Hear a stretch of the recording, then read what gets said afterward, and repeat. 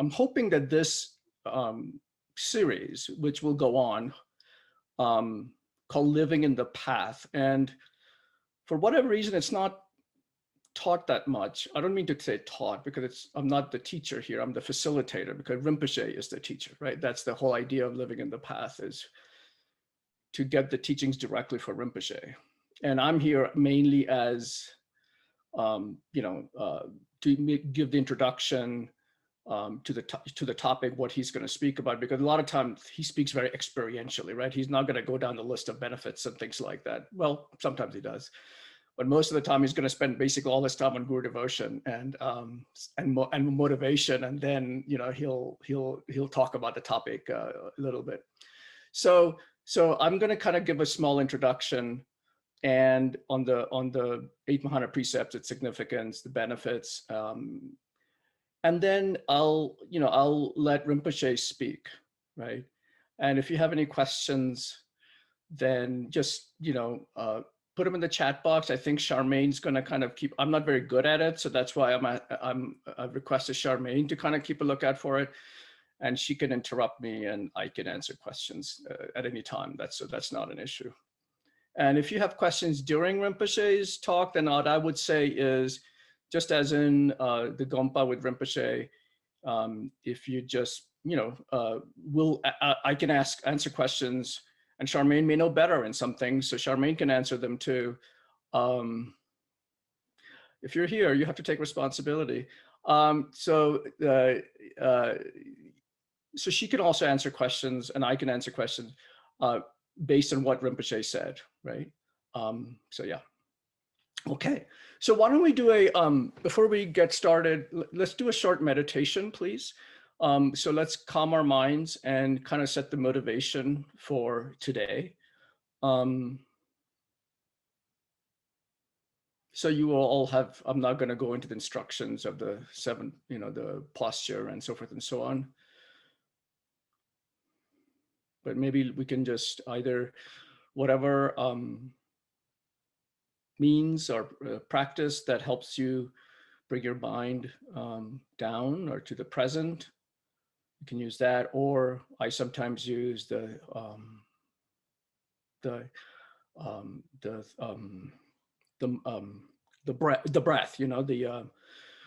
The 3 breaths in, out from each nostril. So if you don't know that one, you take 3 breaths from the right nostril in, exhale with your left, then 3 from your left and exhale with your right. And then 3 with both nostrils, and you exhale out with both nostrils. So it's a 9-round breathing.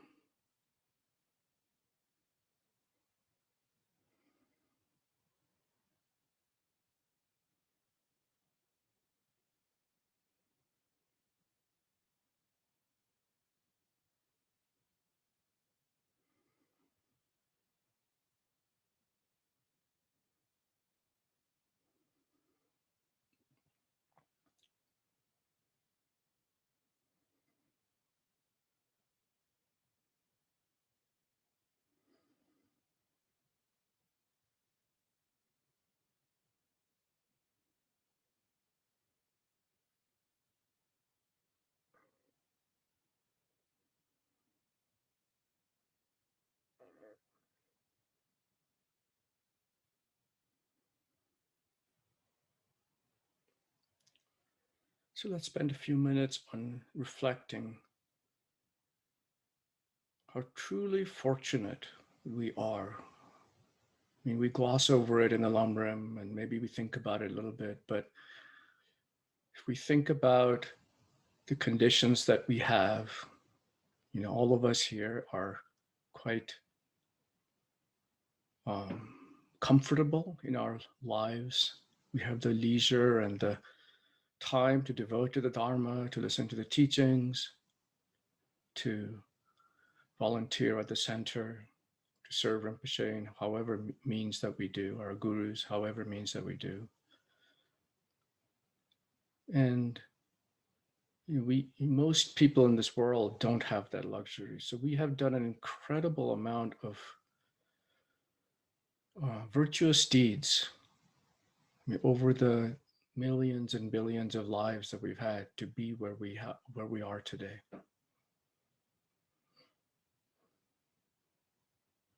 So as Rinpoche said, it's incumbent of us to make our lives meaningful, because it's like that pot of, that in the story it talks about this person who looks everywhere for wealth and etc., but he doesn't realize that underneath his mattress or underneath the floor of his house, he has all this gold. So like that, we have this huge pot of gold, our merits,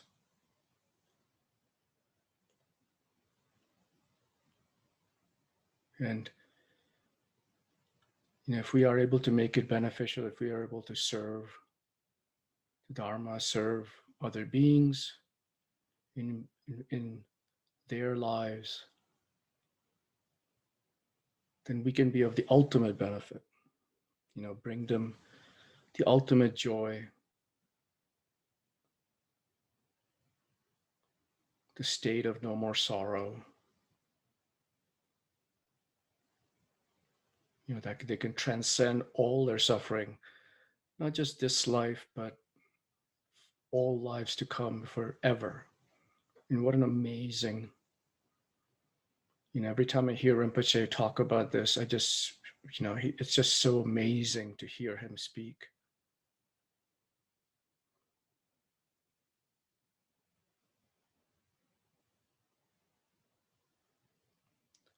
And we're so fortunate to have met our gurus.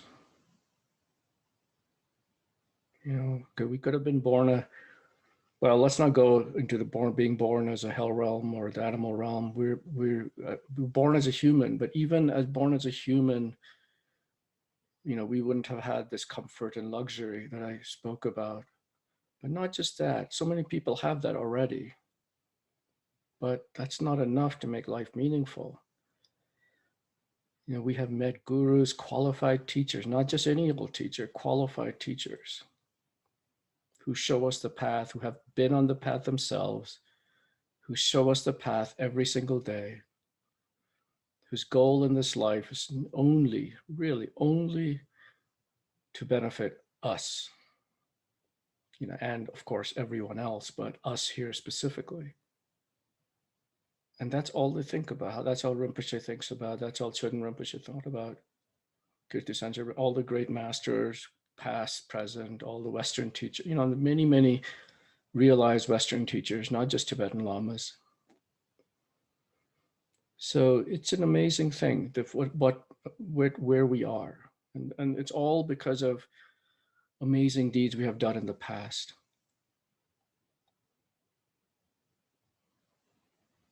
And so we have to continue to be able to do that. And that's where the Eight Mahayana Precepts comes in. Because Rinpoche says it's probably one of the most beneficial things we can do with our lives is take precepts. Because it creates the conditions for all our future happiness. Creates the causes for all our future happiness.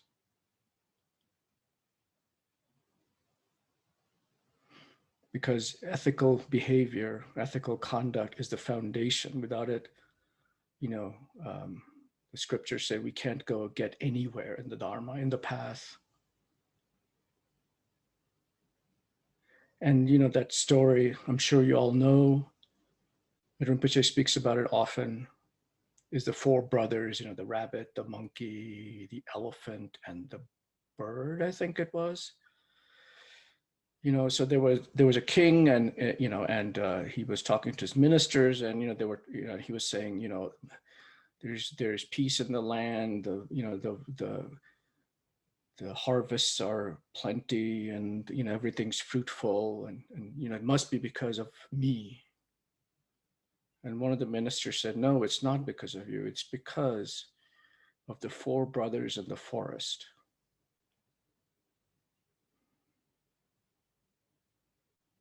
The rabbit started with the 8 precepts. And he taught it to the other rabbits. Then the elephant, elephant learned from the rabbits, then the monkey, and then the birds. And because of their precepts, they changed the environment of the land. It wasn't just their lives that they changed, they actually changed the environment of the land. And that's really where, when we take precept, it just seems like, how much good is it doing? But it's actually doing an immense amount of good because it changes the environment that we live in. Our collective karma changes.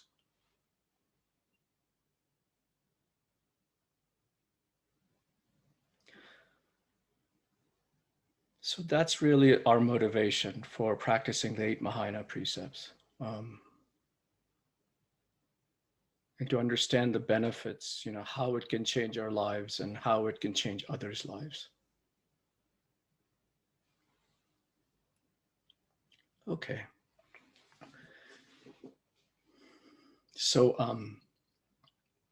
and it's very rare also to receive, to have to receive the, the precepts. I don't, those of us who have precepts from qualified teachers, it's not, first of all, as I said, meeting qualified teachers is very rare. First of all, there are going to be many eons. They say that there aren't going to be any Buddhas, that there aren't going to be any qualified teachers. The Dharma will not be around, and so there's not going to be any chance then. But we have that chance now, and not only that we met qualified teachers, but we have also they have give us this opportunity, like at the Light of the Path, when Charmaine and I have met many times.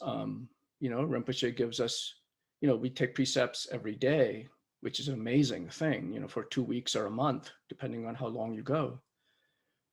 And, Rinpoche will come down, even though, the previous night's teaching didn't end till 1 o'clock in the morning. And, we're there at 5:30 before sunrise to take precepts, and Rinpoche will come down at 5:30 sometimes just to be there with us so that we can have the, the extra blessing of the guru in front of us, right? To be able to do that. We could have taken, he didn't need to come. We all had precepts, so we could have just taken it by ourselves. But it's his immense kindness to do that, so I just find it really inspiring. So anyway, so we are extremely fortunate.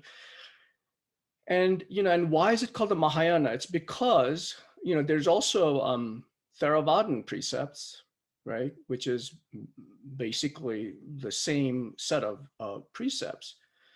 But ours is actually not just to benefit us to reach arhatship, which is the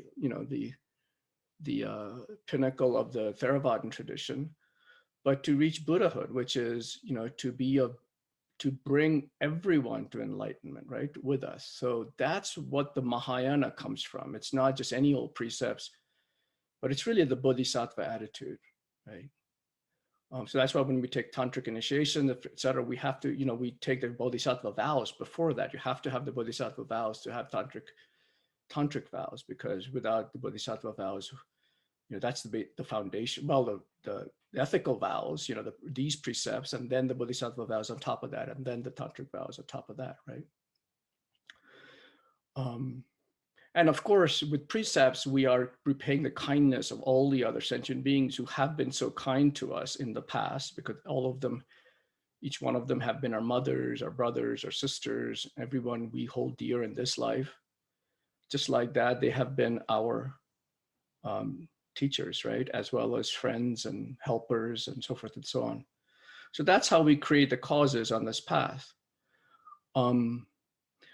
I'll say a few words about what it means to live in the vow and the general. I found a book by Rinpoche that I actually had many years ago. It's amazing what you have when you look for it, on the 8 Mahayana Precepts. So I'll just kind of just read a few things from there. But in any case, so cultivating moral, I spoke about cultivating moral conduct. Without it, we can't make any progress. That's the first, do no harm. And, have, because with moral ethical conduct, our minds are pacified, right? I think that's what Venerable Rene told me once. He said, you know, the reason you want to have ethical conduct is you want to have mind that is pacified. Because if you're stealing, if you're lying, if you're, you know, there's always, you know, you have to look behind you, right? Who's coming after you? Or, you know, you have this inner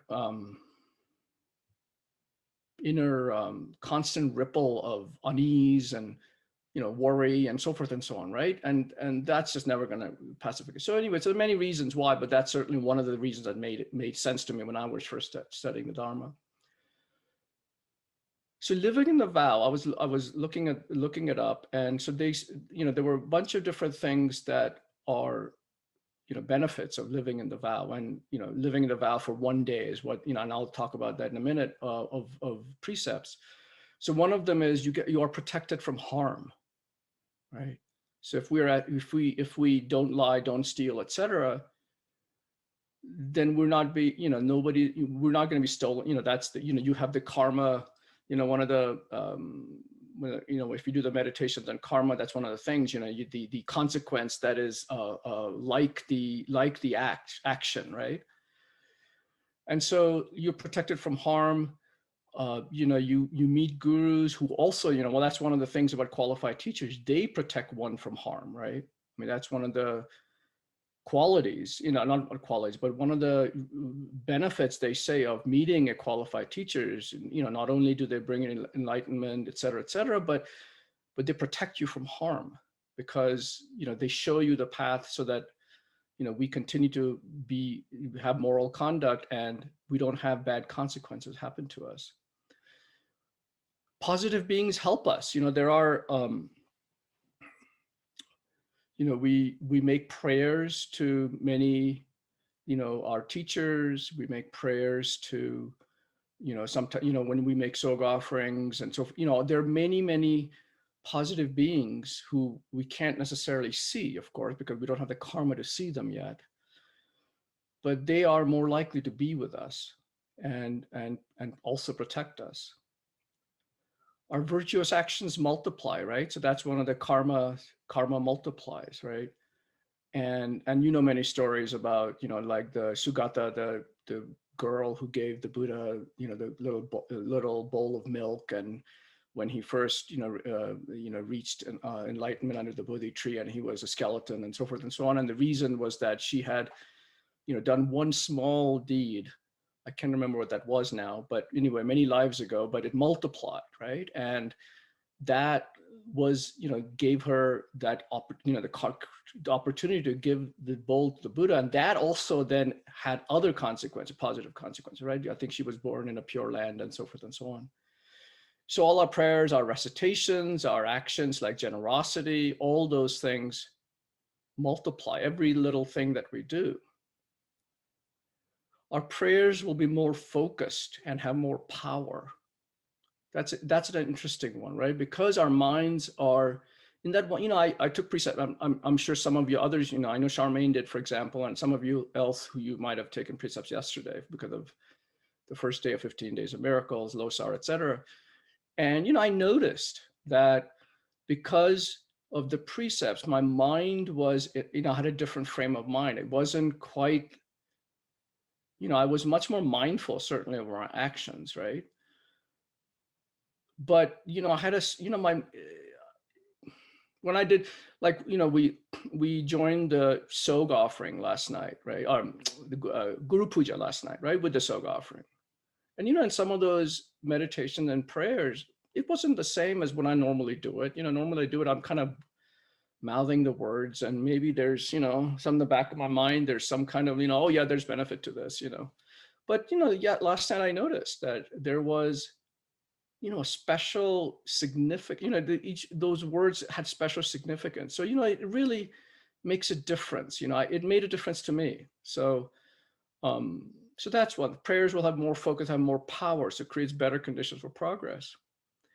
And finally, as will all, you know, all ethical conduct, but especially living in the vow, we won't be born in the lower realms, right? I mean, that's one of my prayers I make every day. May I not, seriously, may I not be born, Charmaine's laughing at me, but it's true. I mean, you know, may I not be born in the lower realms, my next life, may I be born a human being, And may I meet my gurus, may I meet my teachers continuously. And I make that prayer with my dedication every day, because Rinpoche asked us, his advice was to do that.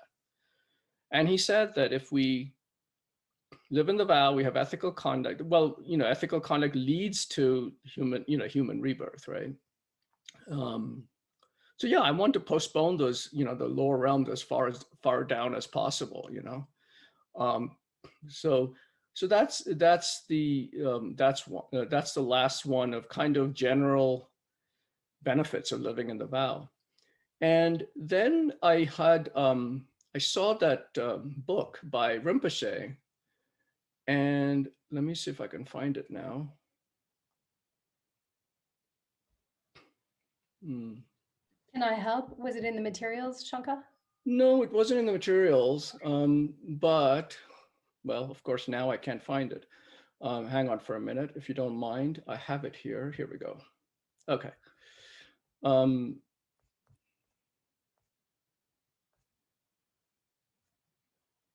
Okay, so he said the specific benefits of protecting the 8 branches, and I'll speak about it, the 8 vows of restoring and purifying ordination. The benefit of abandoning the taking of a life. So that means that, we will be free from illness in future lives, and not have, untimely death, and so forth and so on. The benefits of okay, actually, I'll go with the benefits in a minute, but the great benefit, this is what I wanted, the general benefits of protecting the 8 branches. The great benefit in dependence upon time. So the Buddhist, so he said that the Buddha said that if with a calm mind, one makes offerings of umbrellas, victory banners, jewels, etc.,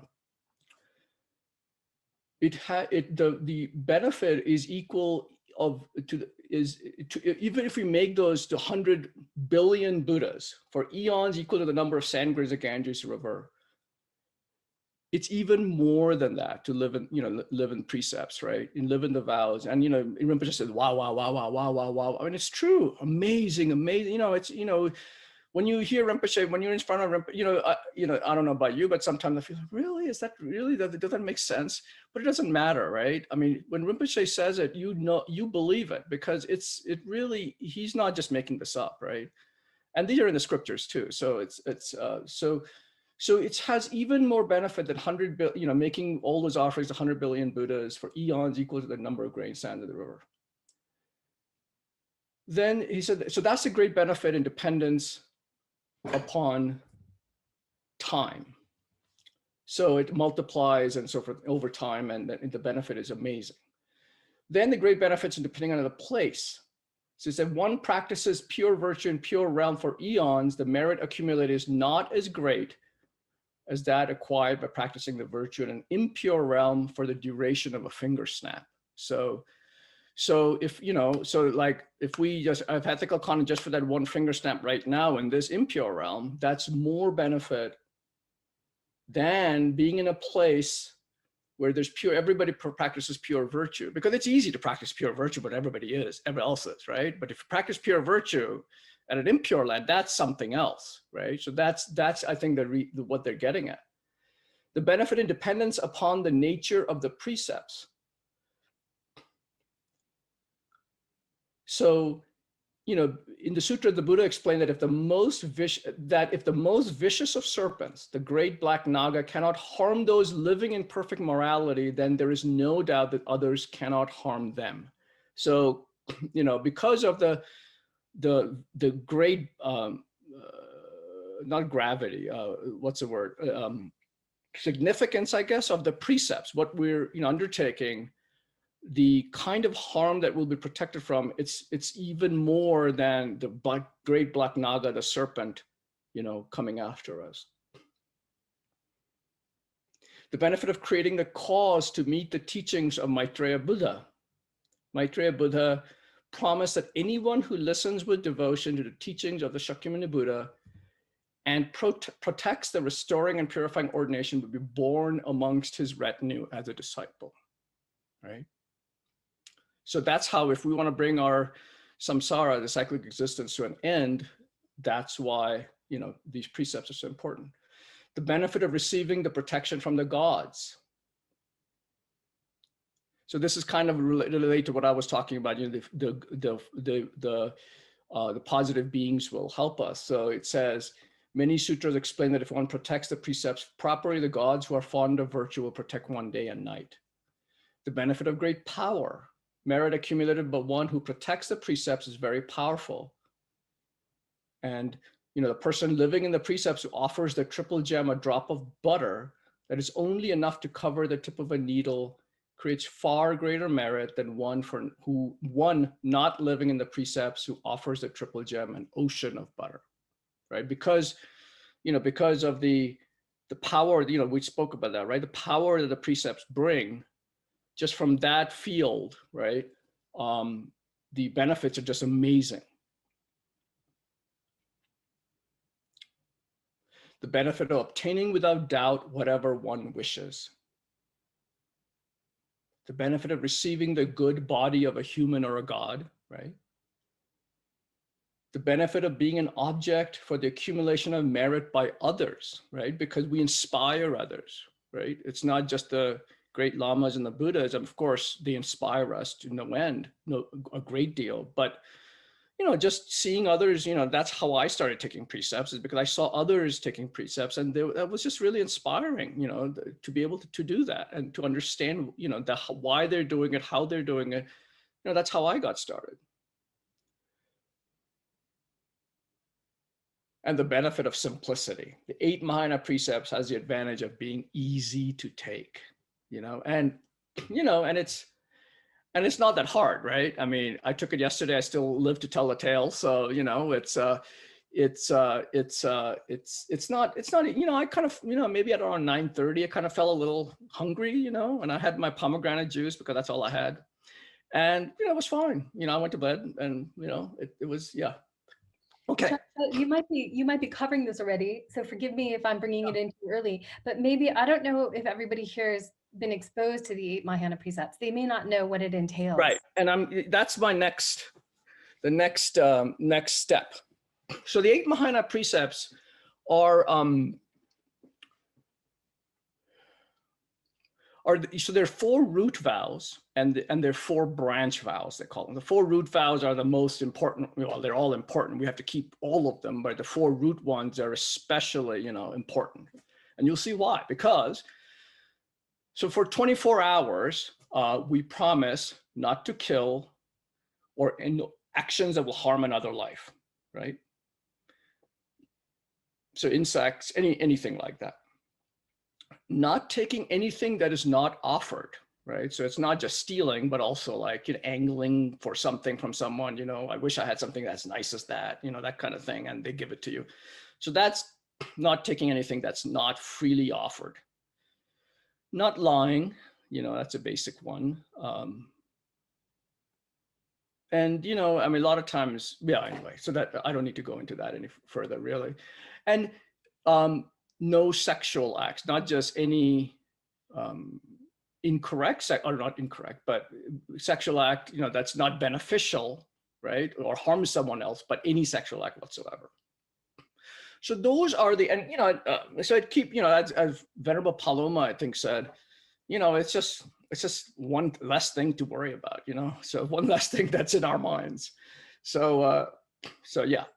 So those are the 4 root vows. And then the 4 branch vows are no intoxicants, because they affect our minds, right? And that's what we're trying to transform. We have to have a clear mind to be able to transform it. So no intoxicants, which includes smoking, because it harms us. Not to eat at the wrong time.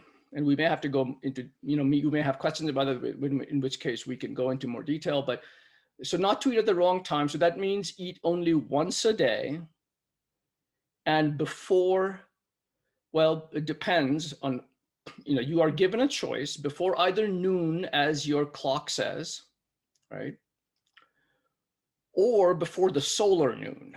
So before the sun is at its highest point in the sky. So yesterday, the highest point in the sky was 12:15 p.m. So I used that because I was kind of running late and I couldn't do it before noon. So I ate before 12:15.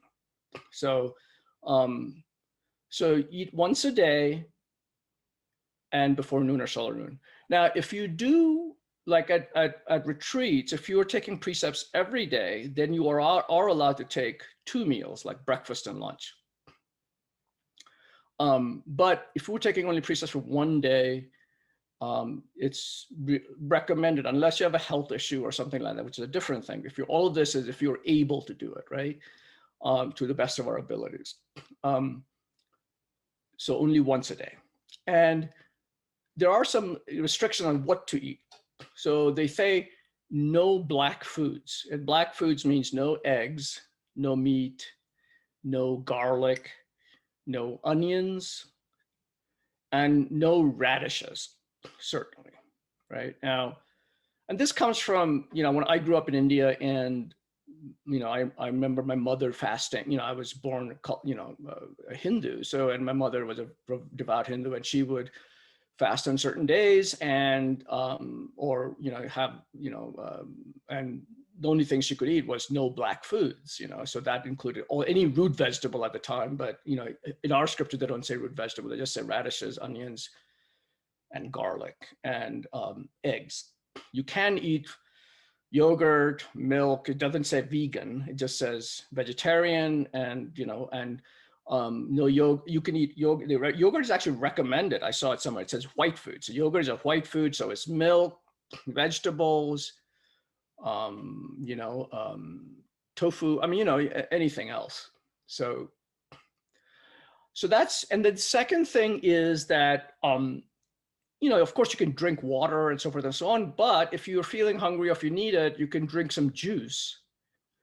But the juice has to be not like food. It can't be pulpy, so you can't, like yesterday I went to Whole Foods, and I was, okay, I need to get some juice to drink, right? So I thought, oh, this coconut blend looks good. I brought it home, and the coconut blend was kind of syrupy, so that's not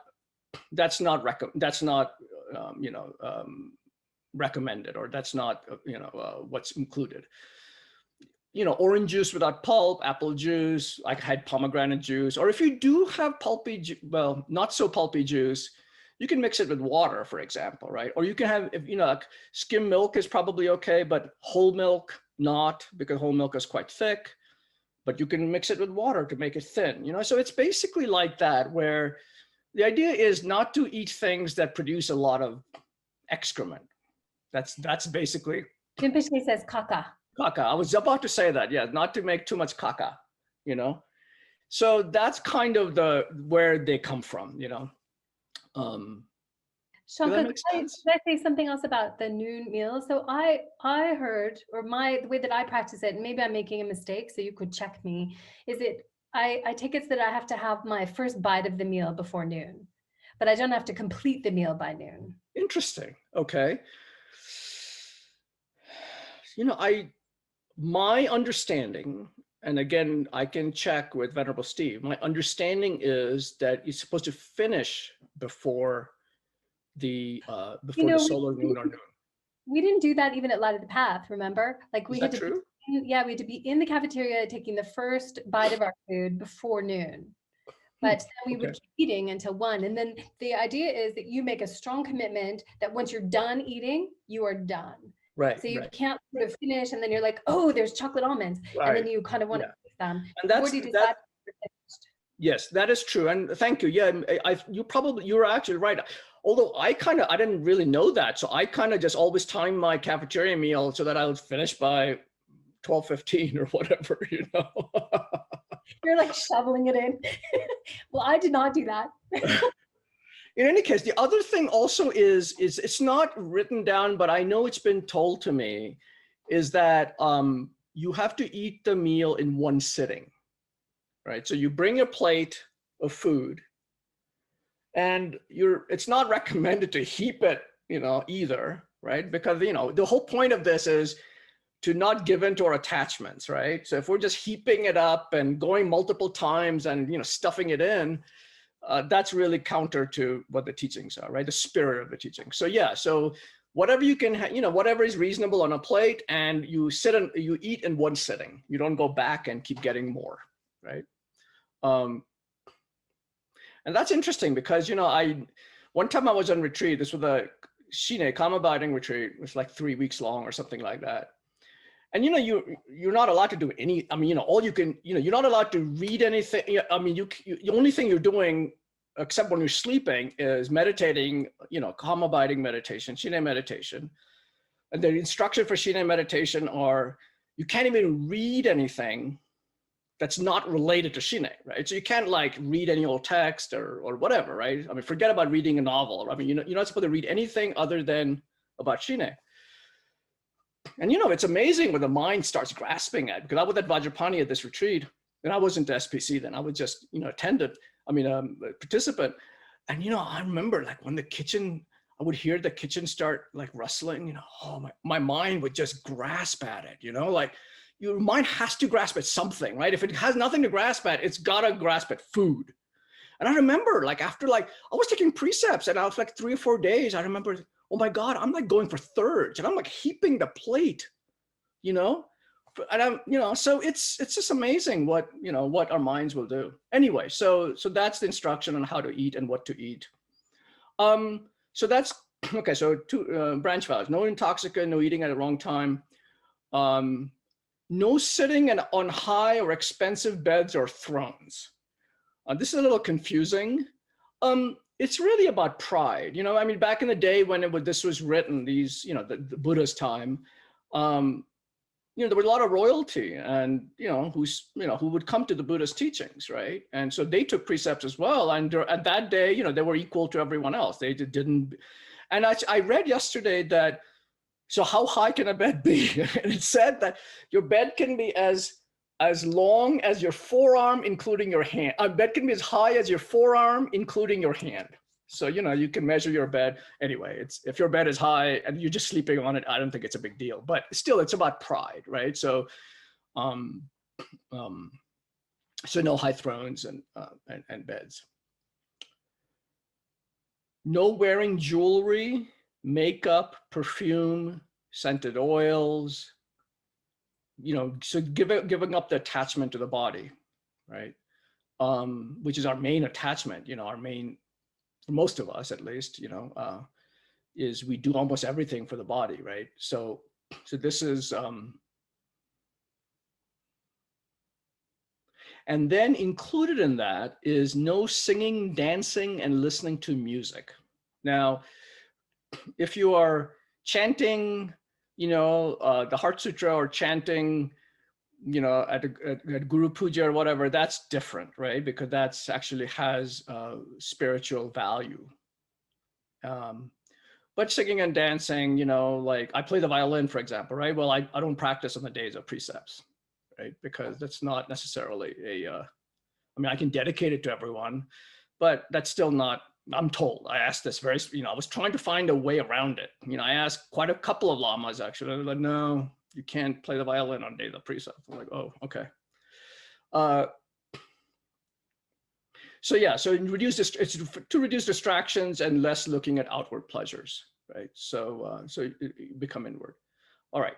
So those are the 8 root and branch vows. Did that make sense? Does anybody have any questions regarding those? Okay. I mean, I guess we could just briefly mention that there are ways to work with it if you break them. Yeah, I will. Like within the 8 months. Okay. I'm sorry, repeat that again, please. Yeah, just so that it doesn't feel like the whole thing falls apart if we accidentally start singing.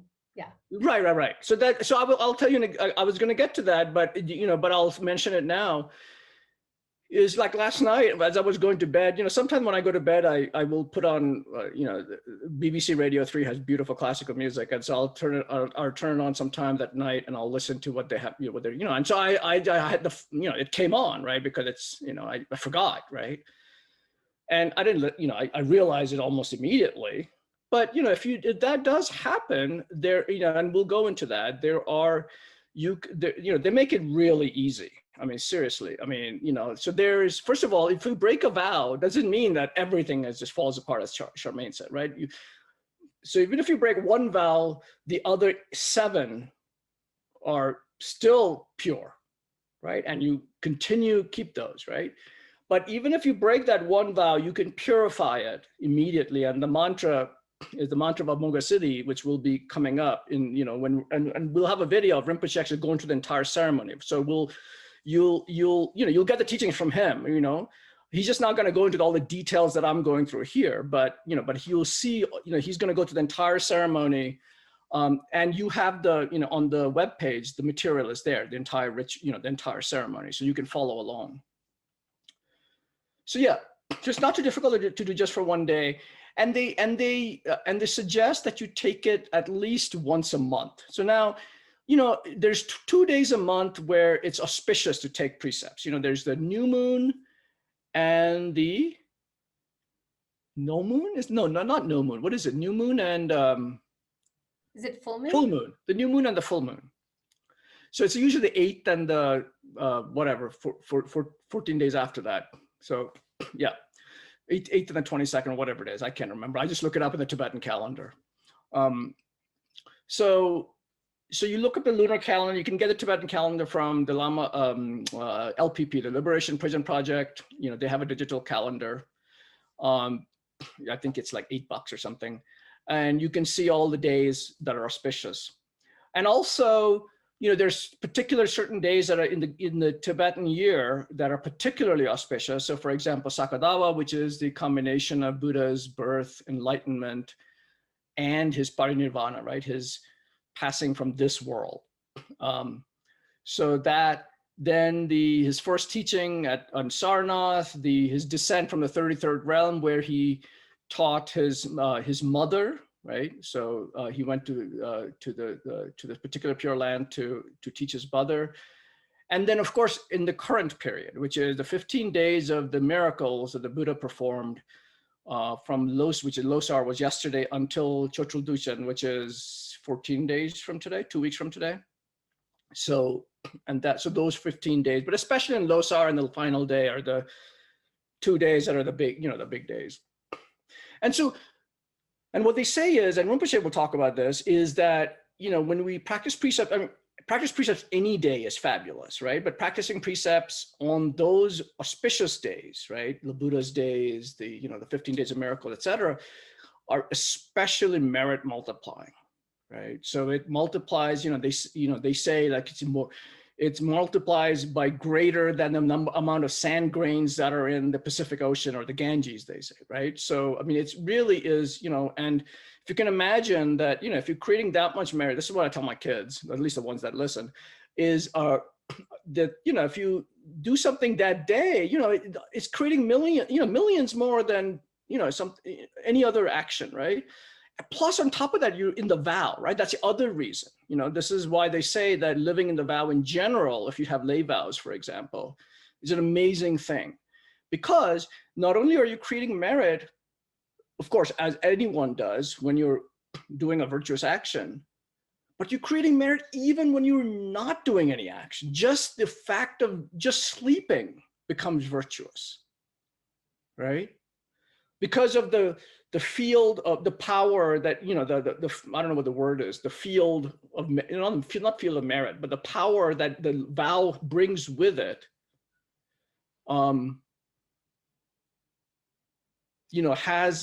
it just makes it, just any action becomes meritorious. Of course, a non-virtuous action doesn't become meritorious, but a virtuous action becomes, of course, if you do commit a non-virtue while in the vow, then it has extra, it multiplies more, it becomes worse as well, right? So there's a catch to it. So, but, we can purify every night, we get a chance to purify. So, it's, they make it easy. Okay, so the merits multiply. Now, before we go into Rinpoche's, there's 4 videos, and the first one is about merit of taking one vow. He's going to speak about just one vow, forget about the other 7 and so forth and so on. But before we go there, I wanted to mention just one thing about the significance of the preceptor and who, when one can take it, from whom can one take it, and so forth and so on, right? So first of all, this has been the tradition. Now in this brave new world of internet, this might change, but one takes the precepts from a qualified guru in person, right? And it has to be a qualified guru who holds that lineage, right? So the lineage goes all the way back to his teacher, back, all the way up to the time of the Buddha, right? So, the qualified teachers like Geshe-la, of course, Venerable Rabbeinu, Lama Zopa, of course, Lama Zopa Rinpoche, His Holiness, all these great teachers, So there's certain, and they're given the lineage so that they can give us the precepts, right? So one takes it from a qualified master, right? Now, His Holiness in one of his videos and Lama Zopa Rinpoche in his video, and I think that's what we're using, the Lama Zopa Rinpoche's video for the precepts on Chocho Tuchen, is that correct? Or His Holiness's, I can't remember. Sorry, I think it's Lama Zopa Rinpoche. Okay, Lama Zopa Rinpoche. And we're still talking to Venerable Rabbeinu, so yeah. Okay, so Lama Zopa Rinpoche has a video in which you can take the precepts with him. Even if you haven't taken it for the first time, you can take it with him through the video. So, it's immense compassion, really, because he just, in this time of COVID, et cetera, I mean, or even in like a faraway place where one doesn't have access, or in a prison, for example.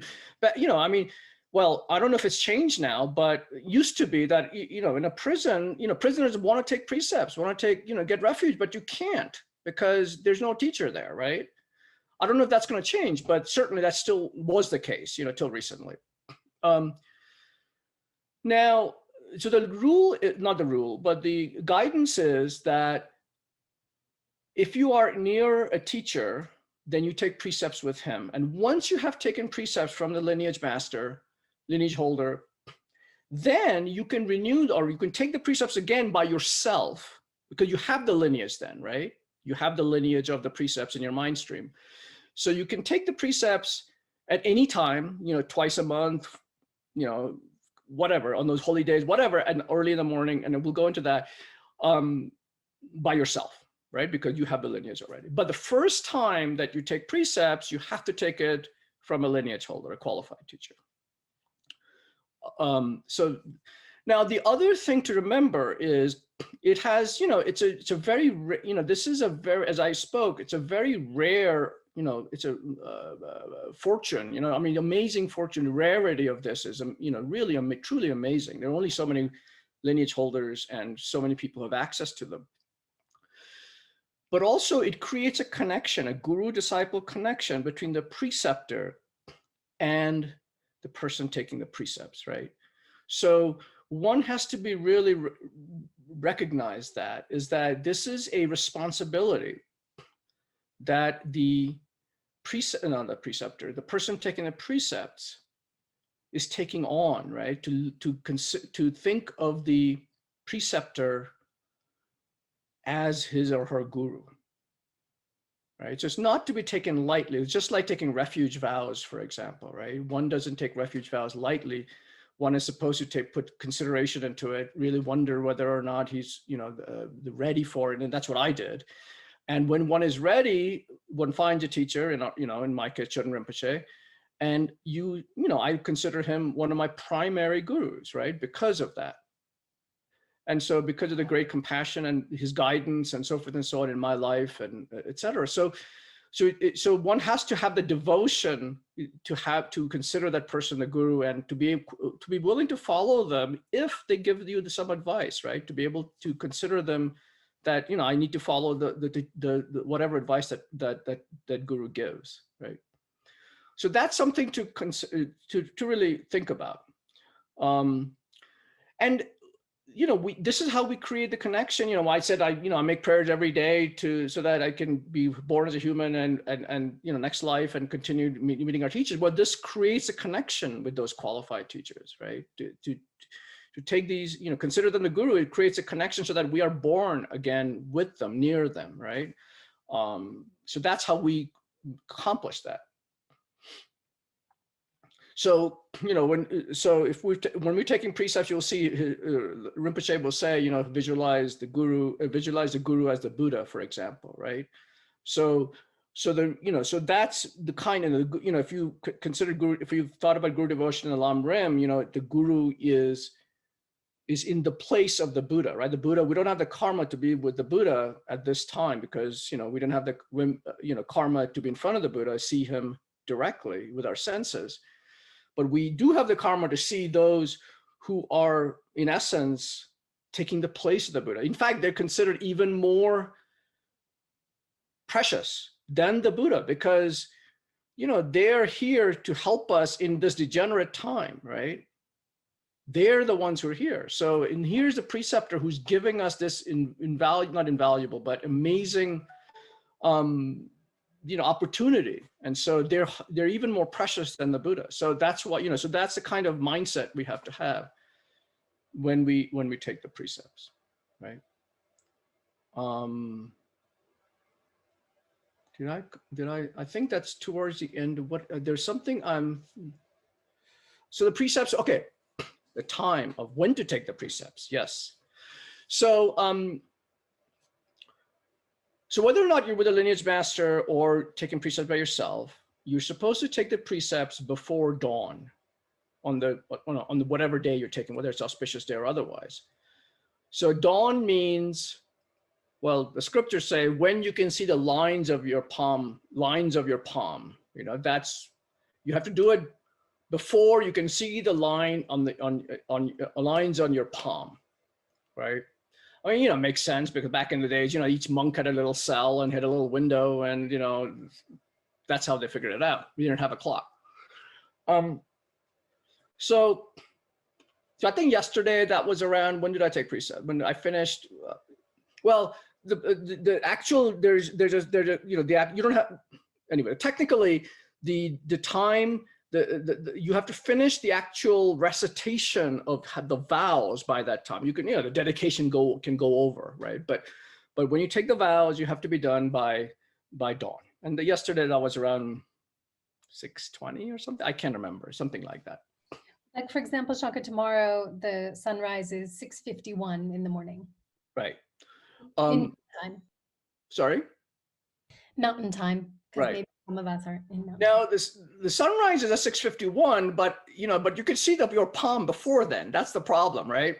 So, you know, so you have to kind of, anyway, the motivation is what's the most important. If you fall, you know, if you're like, oh my God, you know, I can see, you know, the sun is coming up and I haven't finished yet. These are not like, you know, you do it or else, right? I mean, it's very important to remember that, right? They make it really easy so that we will do it. You know, and that's the spirit to have, to make our best effort. That's what I was always told. But Shankar, sorry, is the idea that you should then take the precepts and complete them before, for example, 6:51 tomorrow morning? So they should be completed before the sunrise. Right. I was told that certainly the vows, when you take the vows, you know, they finish the vow, that has to be done before 6:51. But the dedication prayers and things like that, those can go over, and you can make the dedication as long as you want, right? Rinpoche will make it like hours and hours. So that goes way past sunrise. You know, I mean, that can be like 9 o'clock in the morning by the time you're finished, right? So it's okay. But the time that, you know, when you take the vows, it has to be done by then. And you keep the precepts for 24. So you eat one meal before noon or the solar noon, and until the next day when the sunrise happens again, right? After that, you can have breakfast, and in between you can have tea, you can have coffee, you can have, you know, with milk, for example, as long as you don't like, you know, it's all milk and no coffee, you know, like that. So yeah, anything else? Because that was kind of my, oh my God, I went too long. But anyway, kind of my introduction to the base, you know, to the precepts. So shall I put on Rinpoche's video then about how to make life meaningful with vows? I think Doris has a question, Shankar. Oh, hi, Doris. Nice to meet you. So my plan for next Saturday was, because doing precepts with TNL, my plan was to coordinate with that schedule, but I'm learning now that I shouldn't, because I'm 3 hours away. So my dawn is not going to line up. Yes. So yes. So if you're 3 hours ahead, that's right. So Well, that's why, you know, and Charmaine can speak to that later on, maybe after she speaks with Venerable Rubina, et cetera. But if the video is allowed, you know, if the video is allowed, then you can use the video before sunrise your time, right? And you know, you can still join the ceremony at TNL 3 hours later, you know, because that, you know, it's nice to be able to do it with other people, and there's nothing stopping you from, you know, joining during while others are taking the precepts, right? So that's what I would do, you know, but it's important to take it before sunrise your time.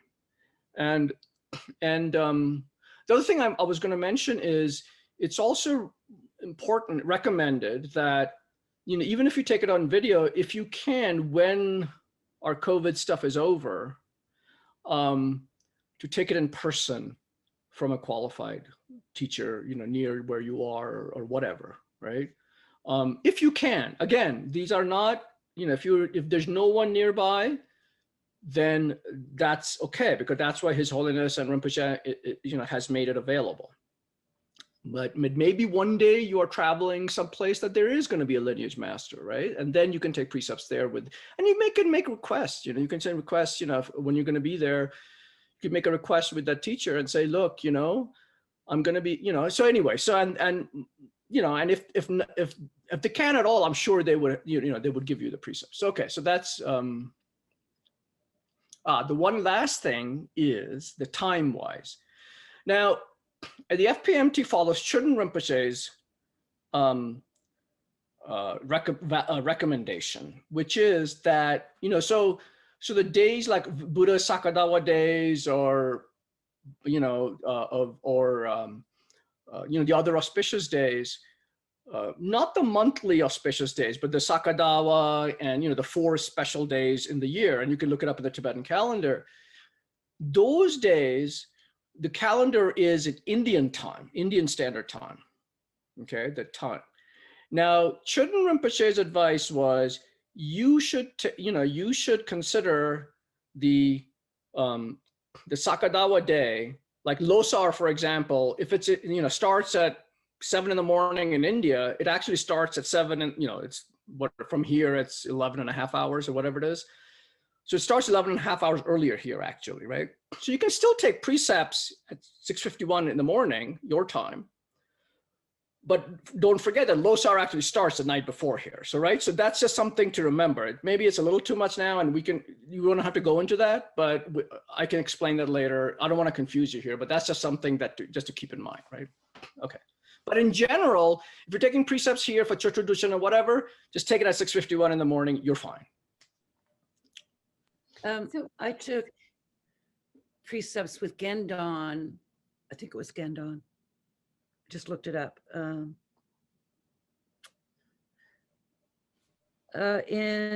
November 7th. Now, does that count as being, and I did that even though it wasn't coordinated with the time now, which I'm just finding out about. Does that count as having received it from a lineage holder so that I can take them on my own now? Well, Gendon is, you know, if he is giving precepts, then he is a lineage holder. He didn't give them, Shanka. Oh, he didn't. No. Okay. Yeah, so it doesn't qualify because he's not giving precepts. He's not giving vows. So he's leading them for all of us. And I think his instruction was that you imagine taking them from the Buddha, maybe even Chenrezig Buddha, and then you're getting your vows from there. But I think this has been a question that maybe we haven't done a good job. I haven't done a good job at TNL really clarifying. But if your first time, I don't think it counts, Doris, actually. I'm sorry to say that, because I think the first time has to come from a preceptor who holds the lineage, as Shanka was saying. And then, you know, you would be required, for example, to see Don as your guru.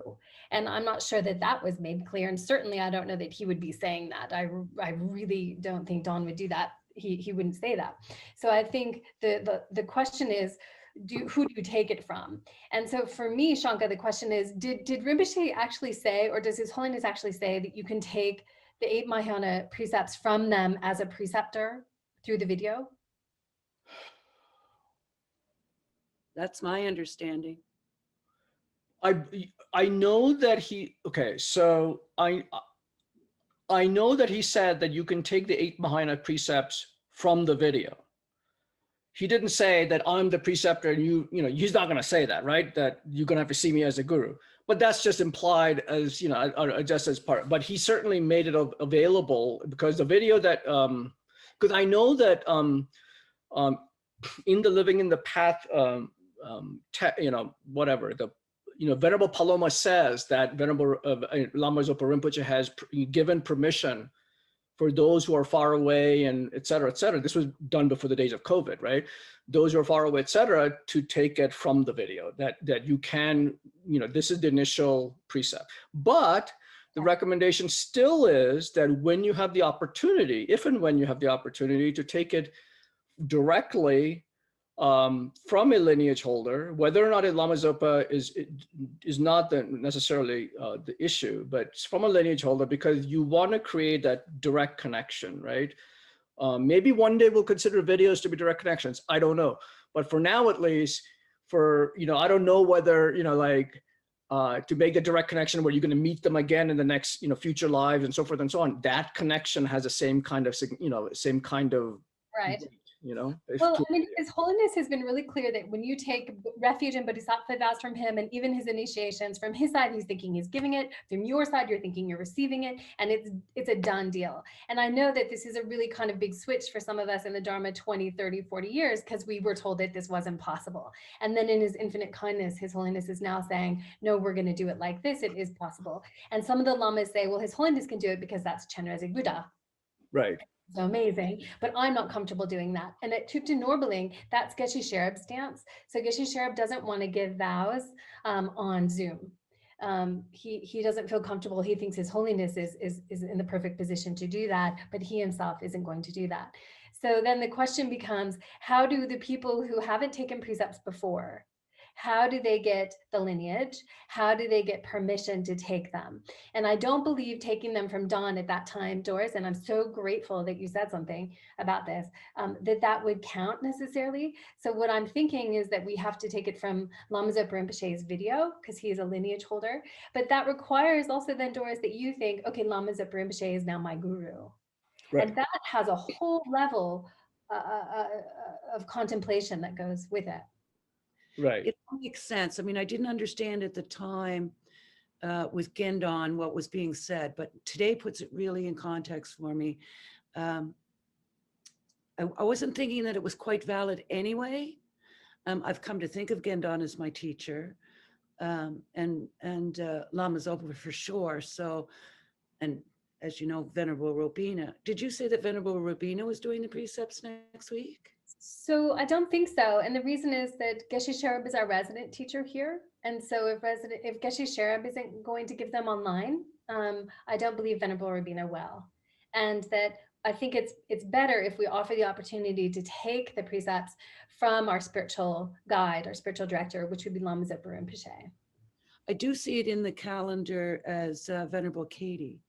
But see, now here's the question is whether or not we're still trying to suss out whether or not we can do this via video. That's my big question. And if we can, then maybe what Venerable Katie will do is facilitate that by having us all do it with Lama Zopa Rinpoche via video.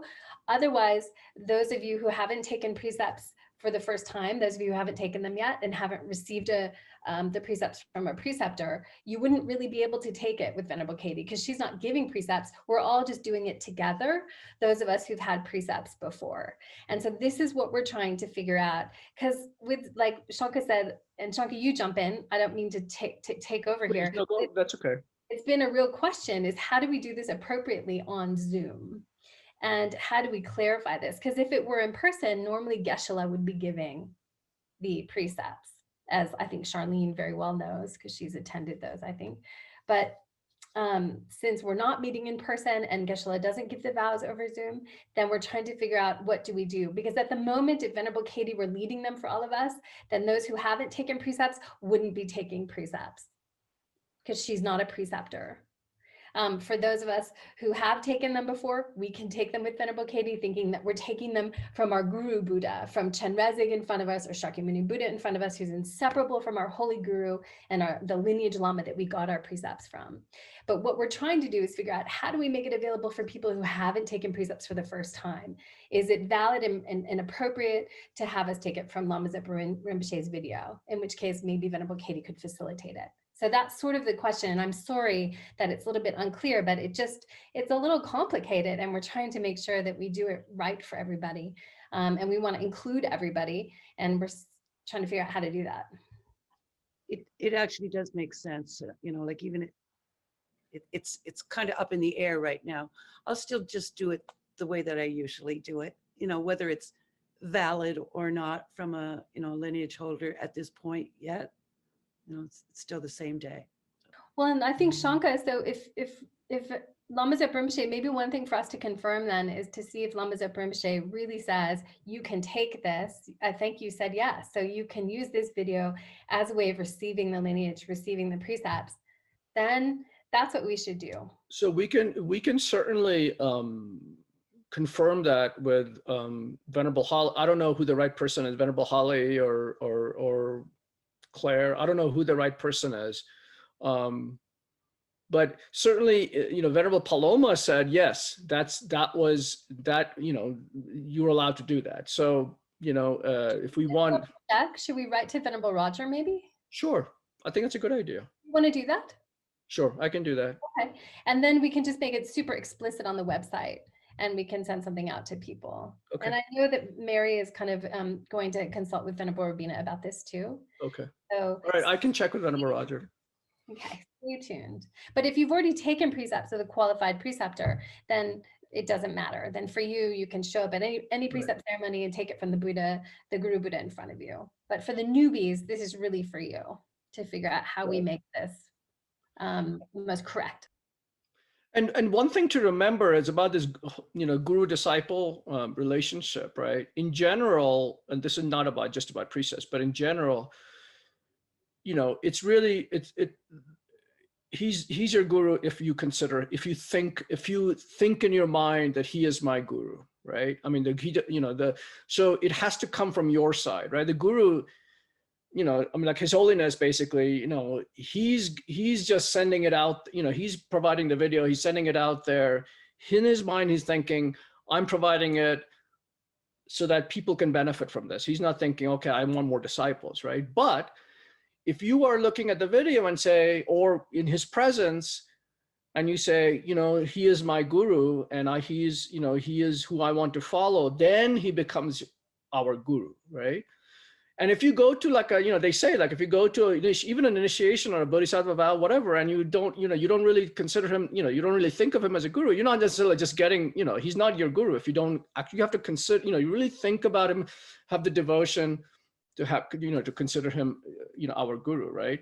And it's a responsibility from our side, and it's a responsibility from the guru side too, right? I know a few teachers, for example, who I've spoken with, and they are not comfortable giving certain vows because they don't think the students, they feel they have a sense of responsibility, right? They take on the responsibility of guiding the students, right? Not just this life, in all lives, right? So it's a big deal for them too. And so, I know a couple of people who won't give certain precepts and certain vows because of that. Because they don't think the student is ready, and they're not willing to do that yet. Anyway. There's one question by Claudia. She's saying, or a statement, she's saying, I heard you don't necessarily need it. I think she says necessarily need it to be a root guru to take the precepts. No, you don't need, it doesn't, what's a root guru? I mean, Lama Zopa Rinpoche said a root guru, yeah, I mean, everybody said things, I'm just, I'm here to say what Rinpoche said, right? I don't make up stuff. So Rinpoche said, your root guru is the first person who really pointed your mind towards the Dharma, right? So it's kind of like he's your, that's your root guru. Now, you can have, in your mind, your root guru is whoever you think is your root guru. So no, you can if you don't, you don't have to take precepts. If you already have a guru and you haven't taken precepts from him or her, you can take precepts from someone else, and who is you don't consider a root guru. However, that person does become one of your gurus, right? So that's the important thing. And you can have many gurus, right? So, Venerable Rene, for example, he said he had like 32 gurus or something like that. I can't remember. So he kind of alternates every day. Like he kind of alternates which guru he's thinking about when he's doing his practices. But anyway, okay. Okay. Let's just go into, I've spoken enough. Anything, unless there's something burning, I'll just put on Rinpoche's video that is about the merit of taking one vow. And I think it'll make sense. And if there are any questions, we can have questions after that, and then we can break for lunch. Yeah? Okay. So let me. Shankar, sorry, Doris has one more question. Oh, yes. Not a question. I just looked up on my favorite pages, FPMT, about that video.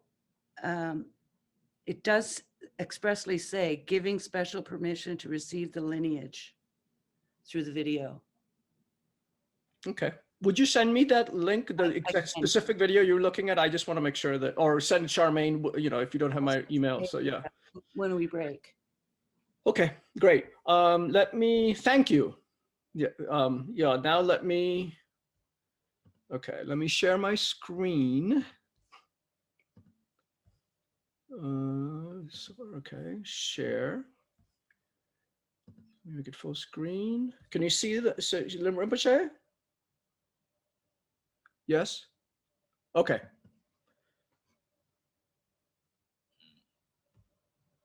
And by the way, if you have trouble following Rinpoche, the transcript for these videos is in the materials section on the TNL webpage. You look for video 1 and you can follow along with Rinpoche.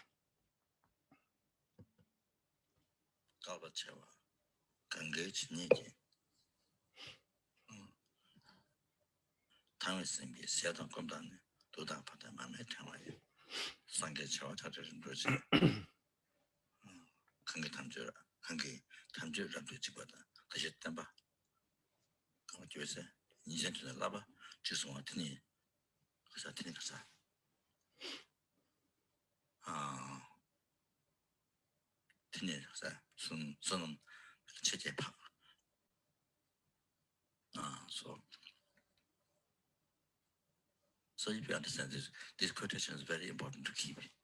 This is very, very important, to keep it in your prayer book or in your diary. Yes.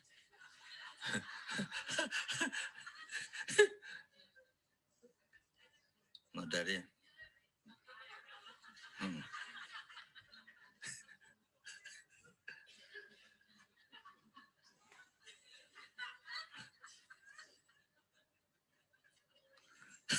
Anyway.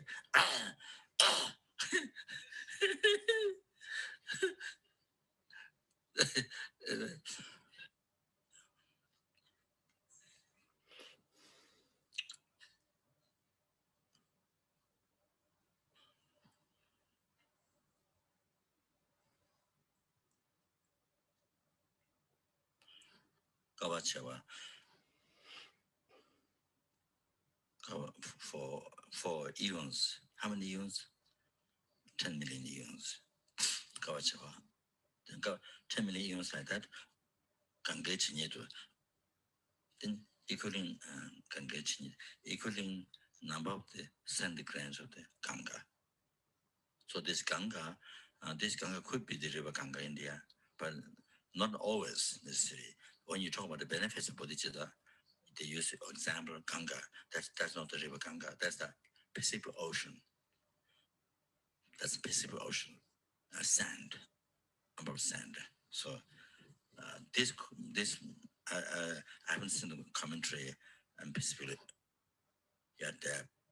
So they're talking Pacific Ocean or the river Ganga. Even the river Ganga is just the sand. No, unadmissible. So I talk one handful of sand you know, the number, that's unmeasurable. So remember that. So 10 million years, okay? For 10 million years, how many number of the centigrams of the Ganga? So that's wow, can be amazing. Wow, you know, that's, you know, infinite, you know. So giving the, you see, idea of the time, okay? Giving the idea of time.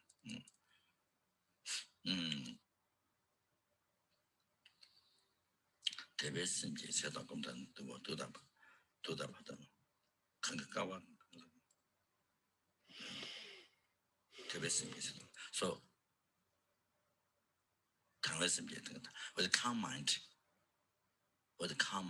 당했스 이제 then 세다 공단 then offer food and drink 세다 공단에 then 도다 받은 umbrella banner 도다 받은 마음에 lions of the lions of the light offering. Oh, so this is giving some idea of the offerings, okay?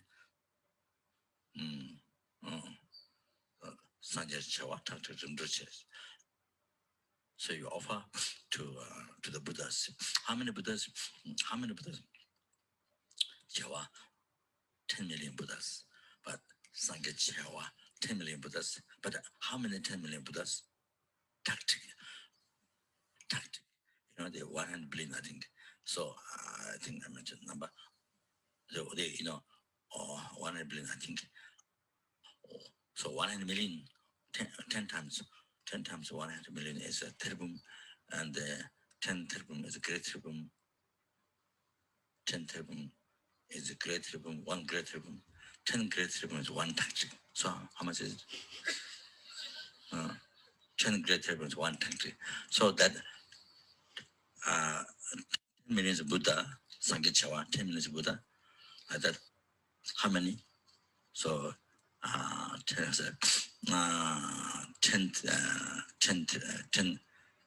great terbum, okay? So that's 1 tactic. So that many Buddha. So can you imagine? Amazing. Can you imagine number? So, you know, for that much time, that much offering to that many Buddha, okay? That's what it is. Then the comparison. Then somebody when the Buddha Dharma is degenerating, the teaching of Buddha stops. The time. Living one vow, living in one precept, day and night, in one vow, one precept. This merit is far more greater. This merit is far more greater than all those others. Can you imagine? For that many years, then that many offerings, or for that many Buddhas, now become very small compared living one vow, taking one vow, one day, you know, day and night, one day, you see. And then the Lama is what is this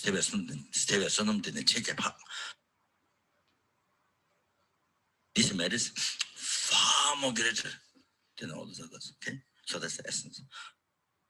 Why important is taking it my precepts. So that's the 8. There's not just one. What we believe in now. Hang on. So that was Rinpoche. Did it make sense? So he was using a quote from the King of Concentration Sutra, I think, and that's the basis for the merit that one creates, you know, in a degenerate time. Just one vow, living for one day, you know, as opposed, you know, is billion. I don't even remember how many tatik, you know, how many terbums and tatiks there are, but thousands and thousands of billions of, you know, like grains of sand like that. So yeah. So can you imagine how much, you know, 8 vows. And I mean, and you know, and the monastics live in precepts their whole lives, right? I mean, can you imagine, you know, that, yeah, it's just amazing. Anyway, any questions before we break for lunch? After that, we will, I'm done talking. That's the good news. After that, we will see the second video from Rinpoche, the motivation for taking the vows, which is, you know, about the real I, you know, of taking the precepts is not really there. So that's the second video. The third video will be about an abbreviated motivation for taking the precepts, abbreviated being the keyword here, because, you know, as you may know, Rinpoche's motivation can go for hours. And finally, video number 4 will be, and that's the long video, will be actually the ceremony of taking the precepts, where he goes through and he makes commentary during the ceremony. And Charmaine was there too, and so was I. So it'll be, you know, nice for us to see it again. Anyway, yeah. So shall we, unless there's something else, shall we reconvene then again, reconvene at 12:30 our time, Mountain Time?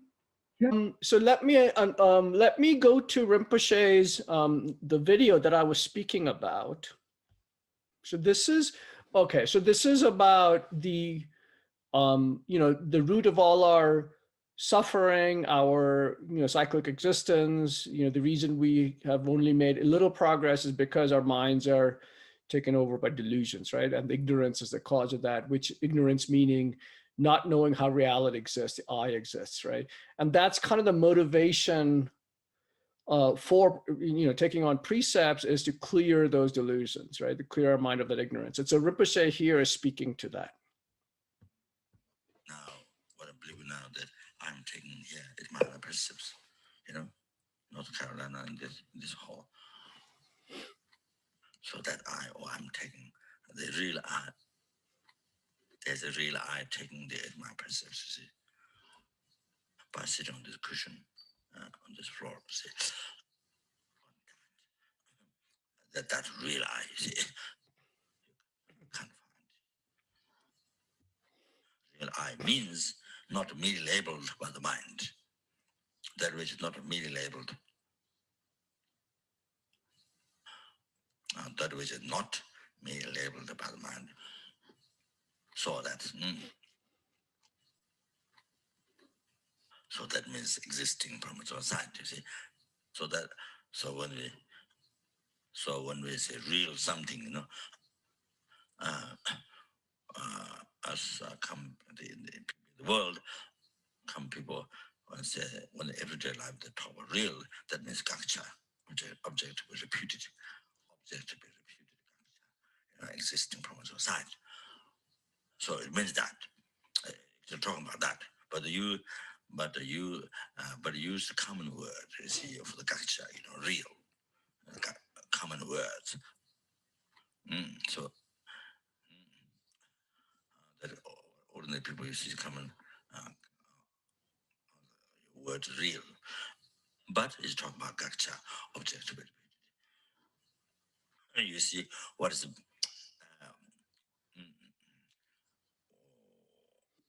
what is appeared to the hallucinating mind, and what is belief, what is a hold, what is held.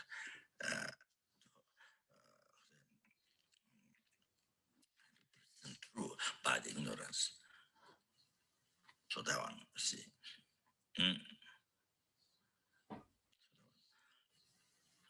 So this, so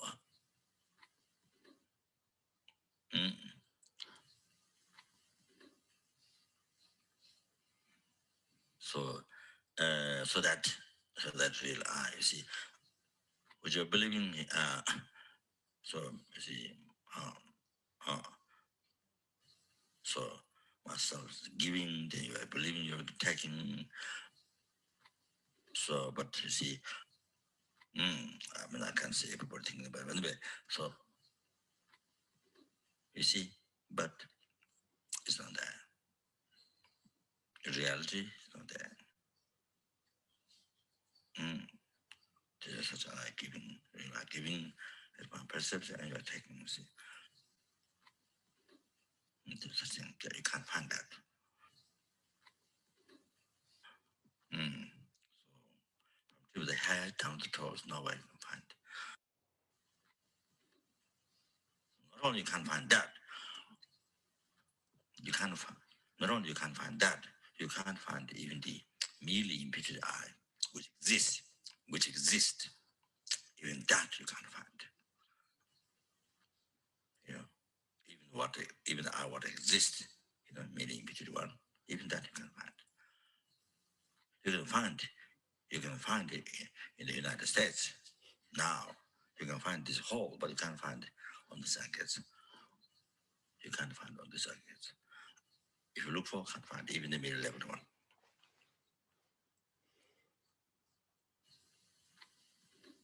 So there's a question.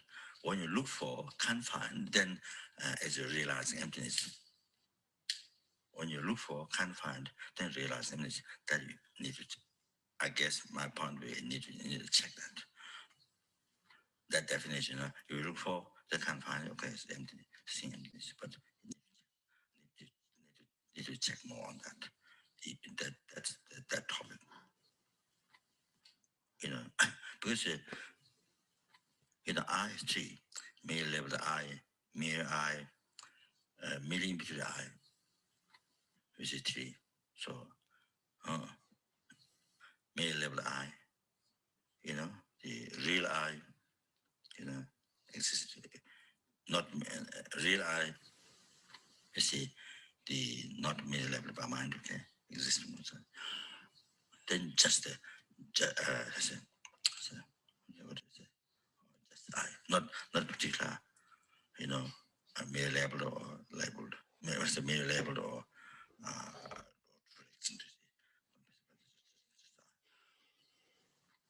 so anyway,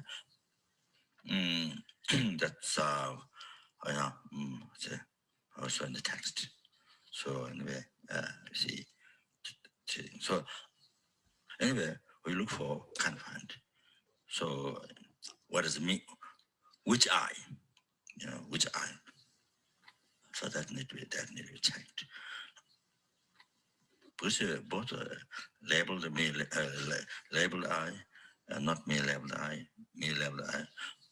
Both truths and eye, mere labeled eye. Both you look for, can't find. So then, if you say mere labeled eye, or just I said jitsapa, so just the eye, look for, can't find. You see, or the or the mere level I look for, can't find it.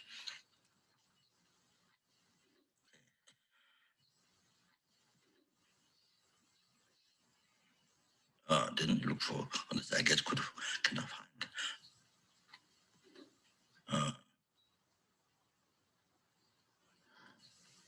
Then you see that becomes following nihilism. The Lama and the Lamrim. The Lamrim explained that you look for the vows, Pumba vows, just the vows, not truly in the vows, but leave out the gakcha. You didn't touch the gakcha. You didn't touch the gakcha. If you left that. The 4 analysis, 4 neshi,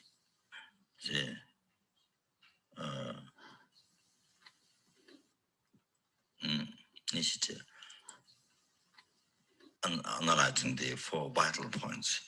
The first one is understanding the object to be reputed. So that, so why that has to come first? What's the reason why from the foreigner, why that one has to come first? So it doesn't make sense, you see. If that, mere level is just eyes look for, can't find. Anyway, so that's so there's you look for the not you look for the vase, you see, and just the general vows, not touched the true ecstasy, real vows. So real vows, then could not find anywhere, you see. Then nothing became clear, see. To nothing became clear. What the vows is, nothing became clear. At the end, see. So then this falling down in the tendency falling nihilism of destroying the dependent arising. So that you see.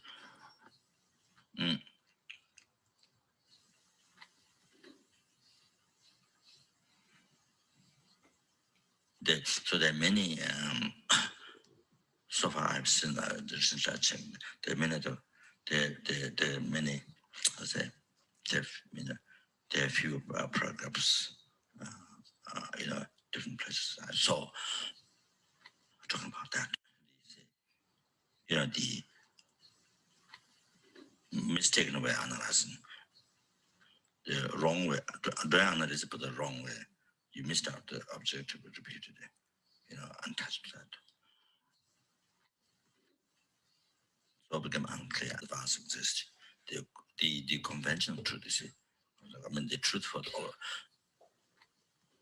The truth for the obscure mind. Truth for the all obscure mind, you see. So anyway, the existence of that exists in the vows, the dependent arising. So that by analyzing is only destroying the dependent arising. So it cannot come back to the dependent arising. It doesn't support that, doesn't help that. So so you're lost, you see, like that. So anyway, so this is a drop, just a tiny, just some idea to just drop idea to just express, So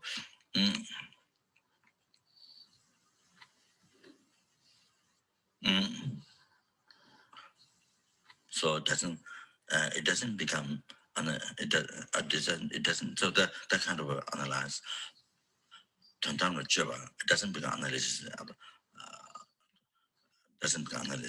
it doesn't become meditation on emptiness. That doesn't become meditation on emptiness. It's not meditation on emptiness,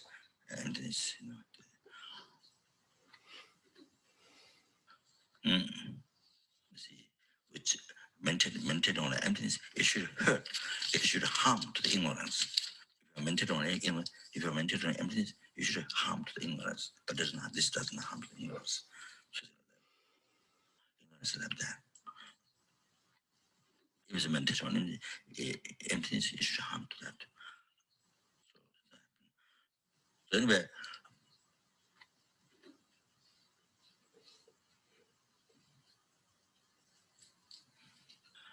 so I think when you look for can't find, then that's a seeing emptiness. I think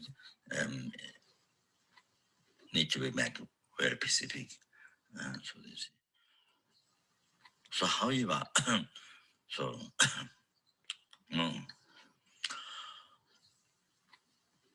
so this I see. So not taking it my perspective, taking it my perspective now and giving my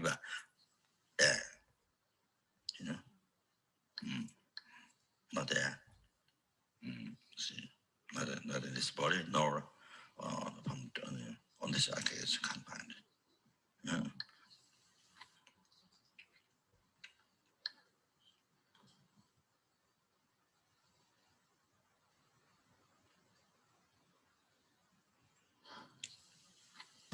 So this is it's totally empty. It's totally empty. That was total non-existence from its own side. From where it disappearing, to mind, it's constant, right there. I think that's a year's worth of retreat right there. So I think I'm not even going to ask, do you have questions? But because I have lots of them. But I think the most important thing he was trying to get at in that one is, what is the object of refutation, right? The gaccha that he talks about, right? And I think, he's just putting it in, those of us, Charmaine was there as well, those of us who were there, he was trying, he was given an incredibly profound teaching, right, in those 7 minutes.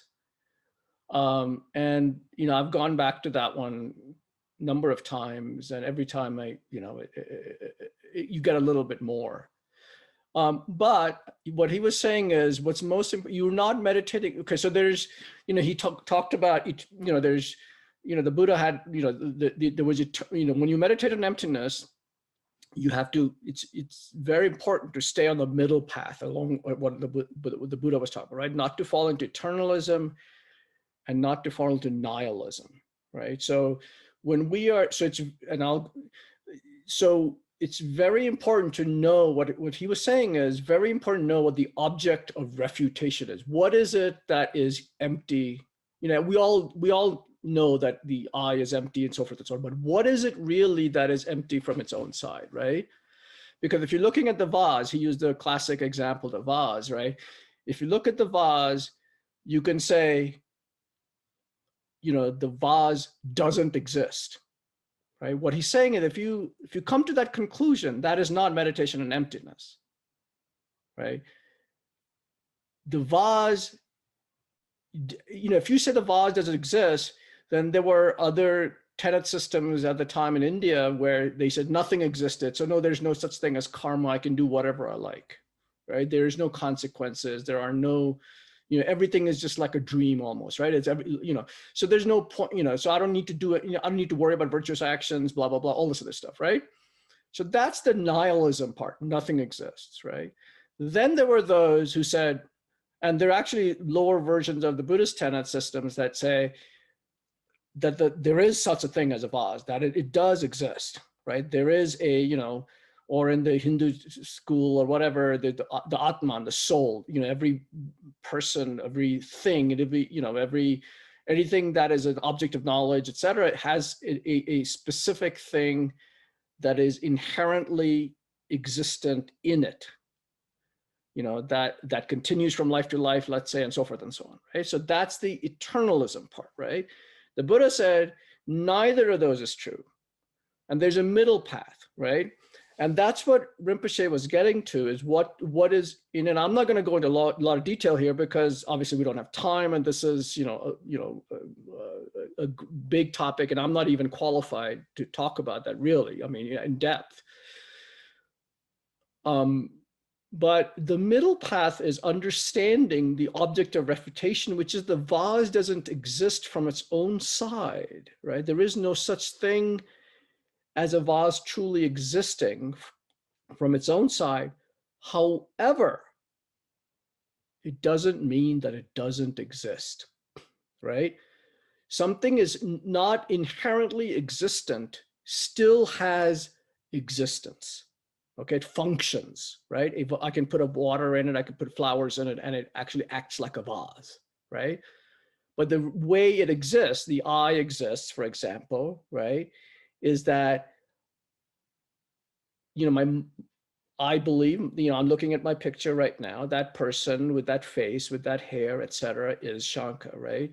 The only reason he is Shanka is because my parents named me Shanka, right? Named the thing that was born that became to look like me as Shanka, right? If I'd been, named Andrew, I would have been Andrew, right? And similarly, but that, a vase is a vase because it functions as a vase, and we all agree that it's a vase. And same with a dollar bill, for example, has no inherent meaning, there's nothing in there that's a dollar. But it's a dollar because we all agree that it can buy, well, it used to buy a cup of coffee, right? We all agreed that it had certain value, and that's where, it came out of agreement, out of convention, right? But that doesn't mean it doesn't exist. It still exists. And as one of my teachers said one time at a retreat, he said, it's not hard to say, look at, in meditation, say the I does not exist from its own side, right? What is really hard is, how does it not exist from its own side, but yet it functions and yet it exists? That is the real key, right? And that's the object of refutation, to know what is it that you are negating, right? That's, that you're negating something, you're proving that something doesn't exist from its own side. But not falling into nihilism is really the key, right? And it's easy to, and that's what Rinpoche was saying, is it's easy to get on the wrong path if you don't have guidance. This is why we need gurus and teachers, and who lead us on retreats and things like that. Because I was telling Charmaine the other day, Venerable Rene told me once, and he's a great, one of the great meditators in our tradition, right? He's been a monk for 35 years, maybe something like that now. He's been in solitary retreat many, many years. And he told me once that it took him 7-8 years. He realized he had the wrong object of refutation, right? He had been meditating on the wrong object because, it's easy to fall, So anyway, so that's what he's getting at, to know what it is. I did require study and so forth and so on. And that you're on the right track when they say that a great fear arises. That's what Rinpoche was talking about. It has to cut into, get to the root, get to that ignorance, get to that I, right? And they say that in the scriptures, they say, and so do meditators who have gone through this process, that a great fear arises because I does not want to be found. Doesn't want to be negated, right? So great fear arises, and that's how you're kind of on the right track, So anyway, so Rinpoche brought up the mere I, the merely labeled I, and the real I, right? So the real I is the I, like when someone is attacking us, the I that arises because we get defensive, how could he do this to me? That I, right? Or the I that we think is taking these precepts. So that's the real I. The mere I is sometimes called, and then there's a merely labeled I, which is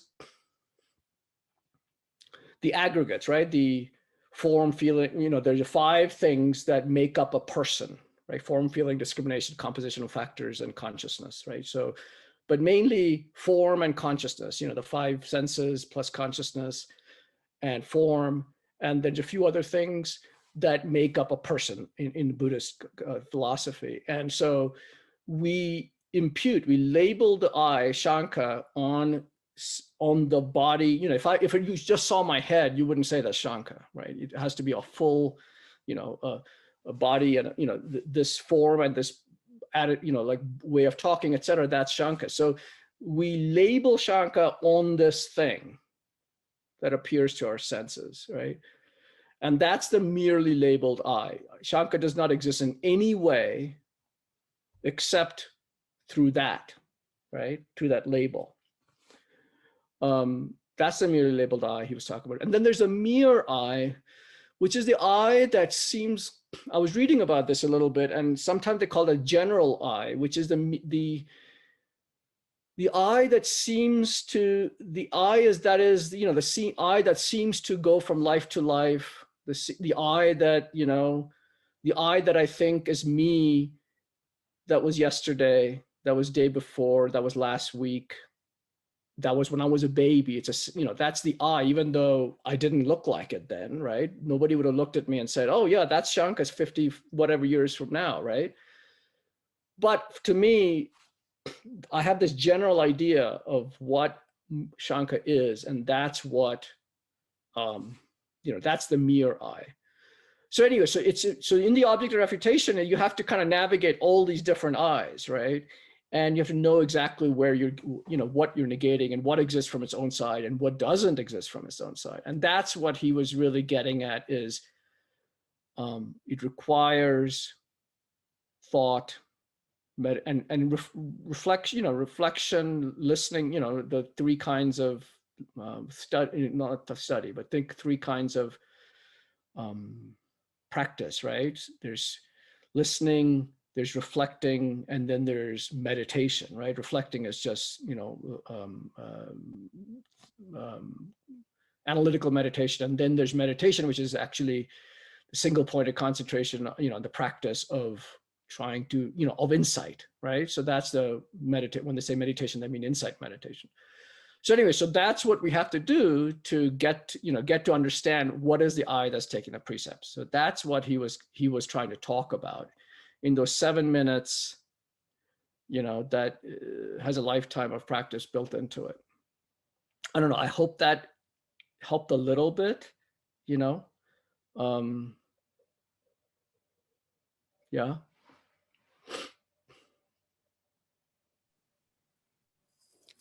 I'm curious, did Venerable Renee say which object he was trying to refute, that he was mistakenly trying to refute?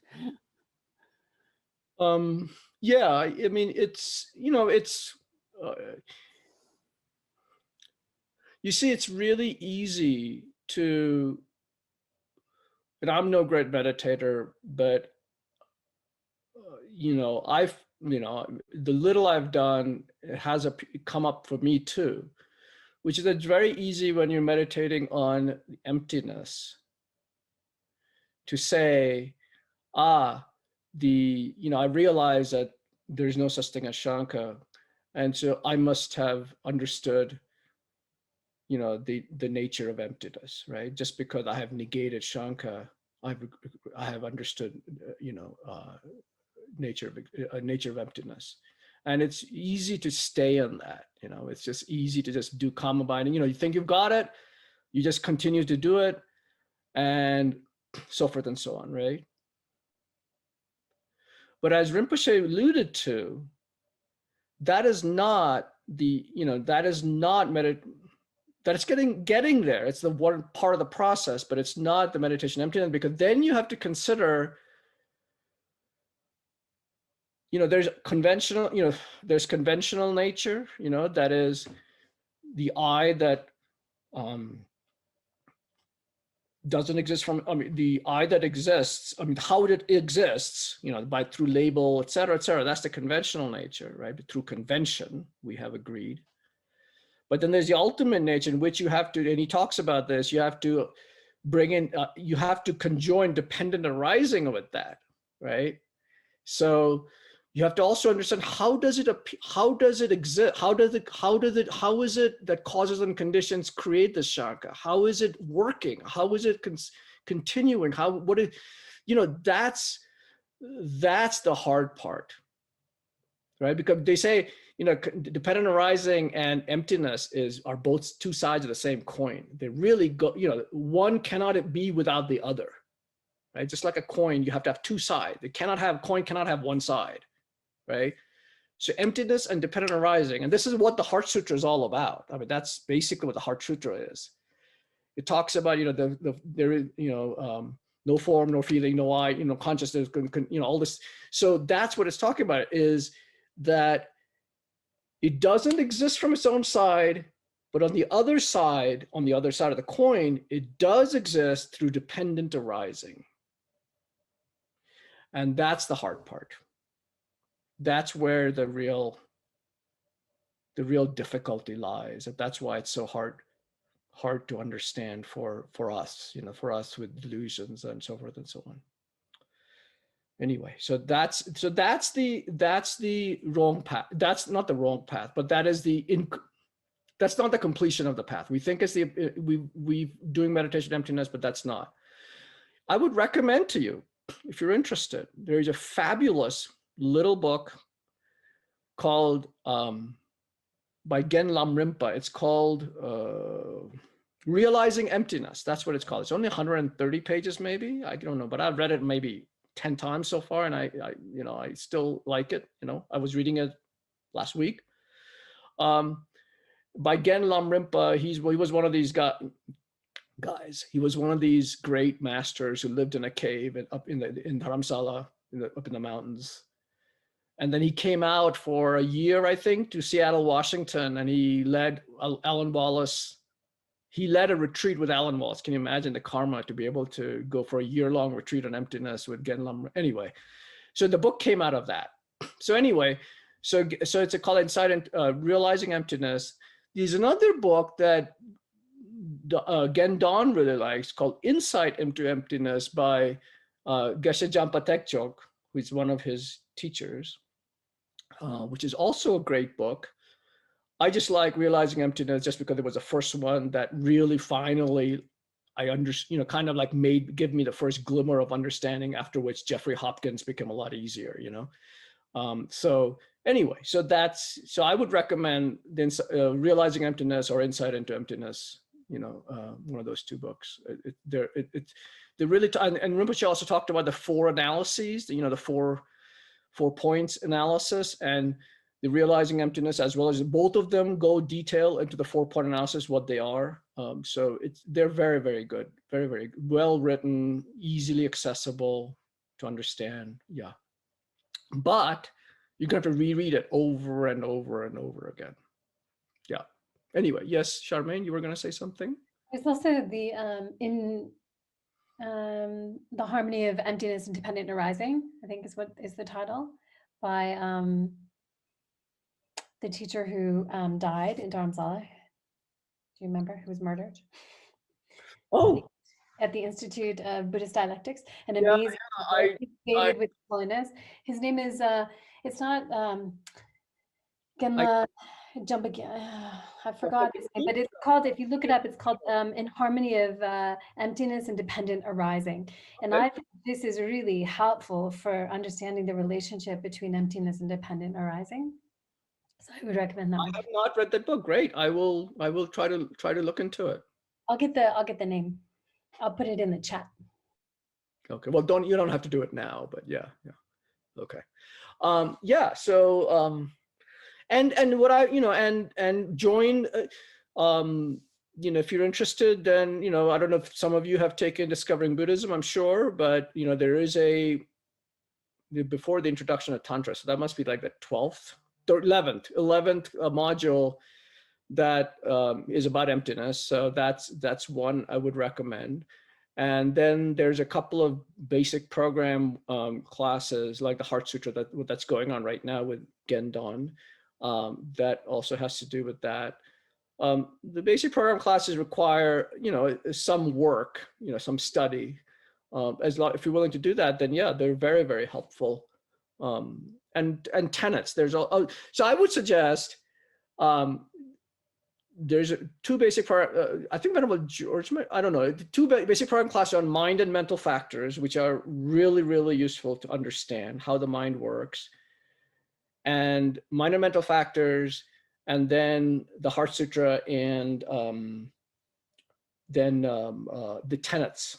Those three classes, I think, would really give you a wonderful foundation on making progress on this particular. And then go on retreats. Retreats are, enough people don't go on retreats. I just feel, it has truly changed your lives.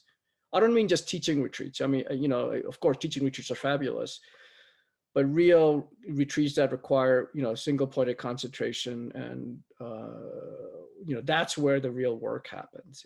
So that's what I would suggest. But anyway, any other questions?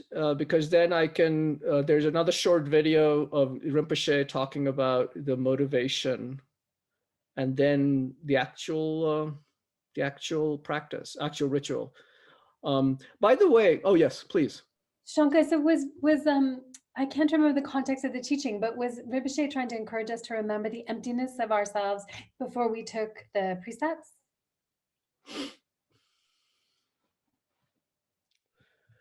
I don't remember it to be that way. I think he was trying to, the context, my belief is that the context was that it's important, Rinpoche is always teaching about emptiness because it's the root of our ignorance, right?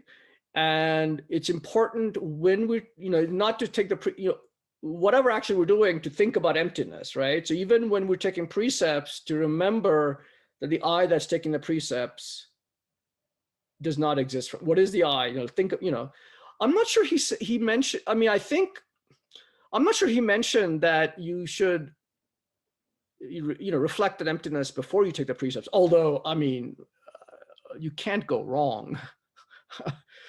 So but I don't think that was his intention. It was kind of a motivational thing on why we're doing what we're doing, what the ultimate goal of our path, that and bodhicitta. By the way, I was told that it's easier to get a realization on emptiness than on bodhicitta. So go figure. So so we've got a long way to go. Okay. So let's. Blanca, I'm sorry, I'm interrupting you again, but it's just in case this goes to video, people can't see the chat, then I'll just say that the author of The Harmony of Emptiness Independent Rising is Genla Lepsang Gyatso. He was a great, great teacher at the Buddhist School of Dialectics and an amazing monk. So I wanted to say it for posterity. Thanks. Okay. Thank you. All right. So then let me bring up my browser and the next video, which is about the abbreviated motivation for taking the precepts. Okay, so let me share. Oops, hang on. I didn't share my screen yet. So now, if we still follow these wrong concepts, share screen, where'd it go? so Oh, there it we is. will have to experience suffering samsara. We will have to experience suffering samsara without Okay. end. Let me rewind without this. end. Okay. So therefore now, then, if we still follow these wrong concepts, okay, so then we will have to experience suffering samsara. We will have to experience suffering samsara without end,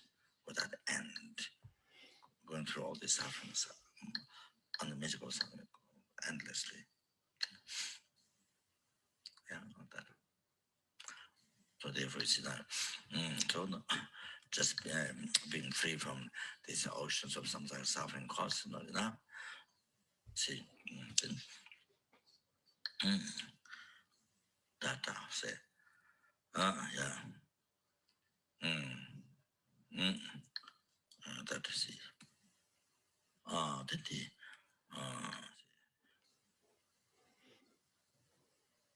all the sufferings, they see,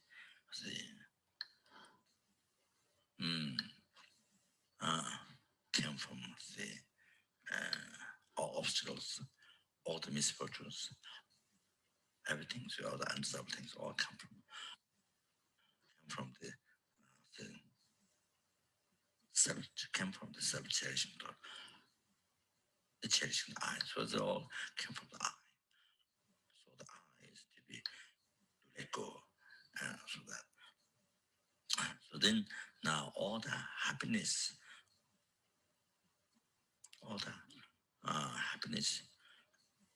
happiness from beginningless rebirth. Happiness from beginningless rebirth.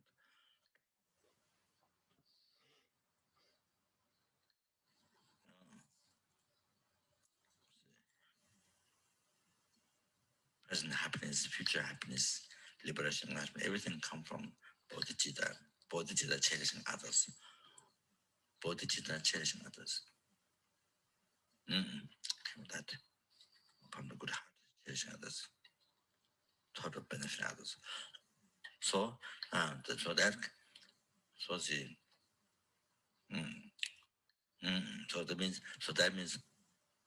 that means all this past your numberless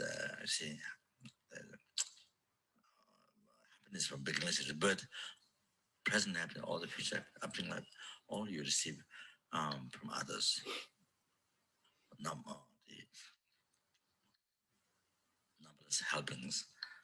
numberless helpings, hungry ghosts, animals, human beings, sura, asura, intimate states, sura, asura, intimate states.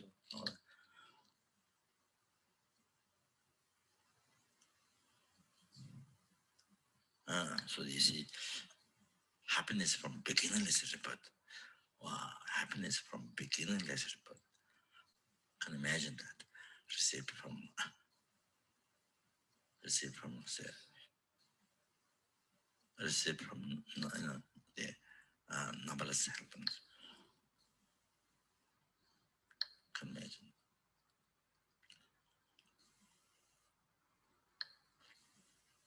Just that is without thinking of all other happiness. Just that.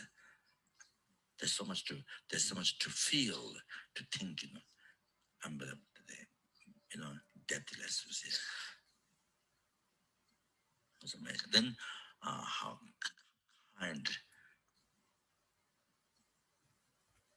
So anyway, just to make sure, helping hungry animal, human beings, or the numbers in the initial, so all from all of them received. So they're most precious. They're unbelievable, precious, kind, dear. Then on top of that, then present happiness received from each of them. Now much more kind, precious, dear. Okay. Now on top of that, all the future life happiness, still temporary. All the future life happiness received from mercy, from each sentiment, from number sentiment, from mercy, from each realm. So now, much more kinder, much more precious, dear, much more dear. Now on top of that, liberation from samsara received from each of them. Numbers help and grow, and human numbers, human numbers, liberation from samsara. Well, now can you imagine this ultimate happiness? Now I'm unbelievable, dear, precious, and on top of that enlargement, you receive enlargement from every, helping hungers, animal, maybe also from every sentient being. Wow, now is the most, now this is the dearest. Every sentient being, you are dearest. Every sentient being is you are in your heart, the dearest, the kindest, the most precious one. Okay, so that kinder than Buddha Dharma Sangha. Because Buddha Dharma Sangha came from sentient beings, came from kindness of sentient beings. Like you survive by eating the food come from field, but the food you need the field. So the field become very precious. So that okay. So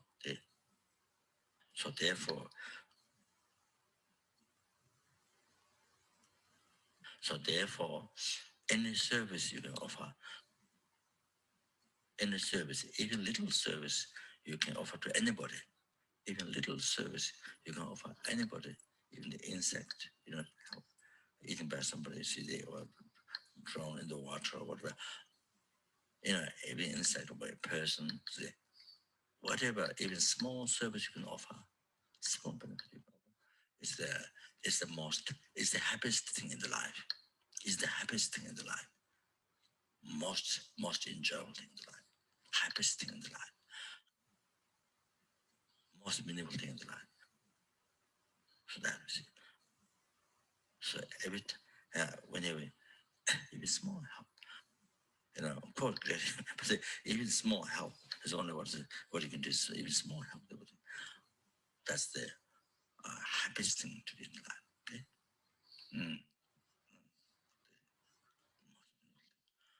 Most enjoyable thing. Okay. So therefore, what about life? It's the thing, the happiest life. Okay. See. So by seeing this, dearest, precious, dearest, most precious, see, kindest, whatever they thought that, I'm happy, so to anything you can help. So now here, then you see, not only to cause happiness, but more importantly, cause happiness for future lives. More important to benefit others, then liberate, cause ultimate happiness, liberation from samsara to them. That's the most important service to them, benefit the enlightenment, cause them to bring them to enlightenment. Okay. Now to that, then one must achieve enlightenment. Okay. Therefore, then, therefore, then, absolutely. The take Eight Mahayana Precepts. Okay. So therefore now. Whoops. Okay, so so that was, so that was the, he finished his his motivation, motivation of emptiness, and then with bodhichitta, right? That's what is the reason we are doing all this? How to make life beneficial is to think of everyone, every sentient being as precious, right? As, as our dearest one, as he said, right? I don't know. There's nothing more to say, really. I think he said it all. So was that all clear? One of the things he mentioned once was he said, everyone is dearest. He said, not everyone except that one. Like he would point, like when you're facing someone and you're facing difficulty, oh yeah, everybody's precious except that one, And I remember he pointed to somebody in the front row. Anyway, I don't think he was pointing at anyone in any case. Okay, so that was the motivation. He finished the motivation for the precepts, covering the motivation. So now we'll go into the actual precept ceremony, which you can follow. I think in the transcript certainly has it, but I think the transcripts has the actual. Does it have the actual ceremony? I mean, yeah, it actually does have all the mantras and everything too. But you will also see in the materials the pamphlet or the booklet that is that one would take the precept, that one would follow to take the precepts. So you can use that as well. If you need to follow the transcript, follow the transcript. Otherwise, you can follow the ritual text. So I will start the other video. And this one's a long, maybe, okay. Does anybody, do you need a break? Because this one's about 38 minutes, the video of the actual ceremony. And after that, we're done, with dedication prayers and everything. So if you need a break, we can take a break for 5 minutes. Otherwise, I can start the video. Okay.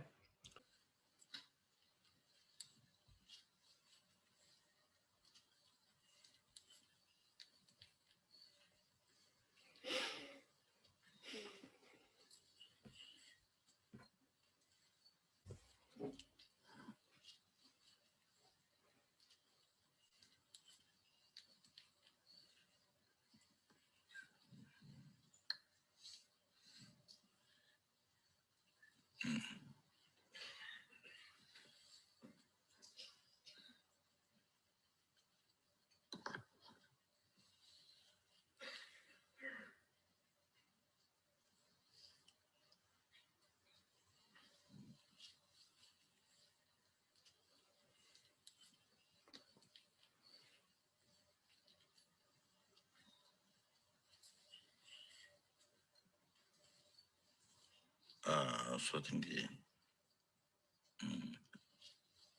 think here involves visualizing the Lama in the because this Mahayana precepts came from, it's not from Sutra, came from the Kriya Tantra.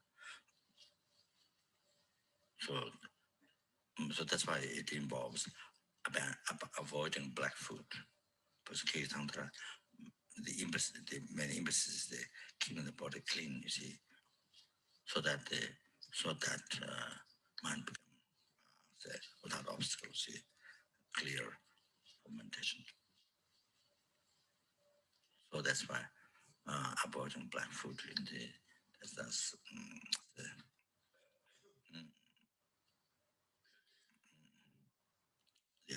Kirtan, that's outer yoga. So that's what it is. So why the Eight Mahayana Precepts, the Patimo's advow doesn't involve that, but this Eight Mahayana Precepts, why it's involved about in black food is because where it came from is a Kirtan.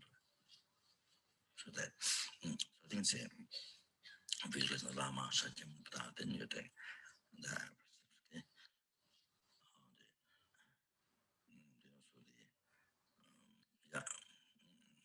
the tapas around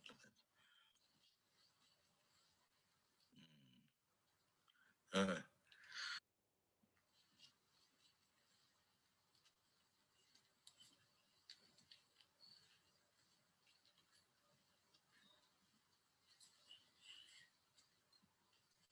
Chocho na should be Sanja Tang, Changju Samba, Tamje, Dala Gonso Sol, maybe with the English first. All Buddhas and Bodhisattvas dwelling in the 10 directions. Please pay attention to me. You know, so if there's a Lama dead, Lopen Gonso, then that is not in English here. In the Tibetan, there, but not in English. It's not written in English. It is Lama. Even if the Lopen Gonso, the Lopen, the lead, the guide of the disciple.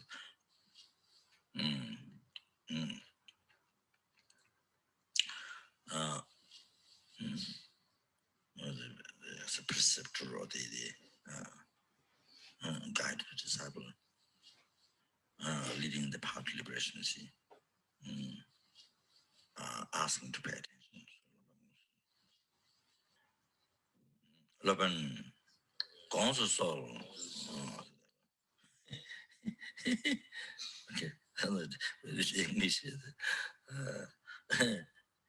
just as previous Tathagatas, food destroyers, perfectly completed Buddhas who, like the divine wise horse and great elephant, did what had to be done, performed actions, laid down the burden, subsequently attained their own welfare, completely exhausted the fetters to existence, and had perfect speech, well-liberated mind, and well-liberated wisdom for the welfare of all sentient beings, in order to benefit, in order to liberate, in order to eliminate famine, in order to eliminate war, in order to stop the harm of the 4 elements.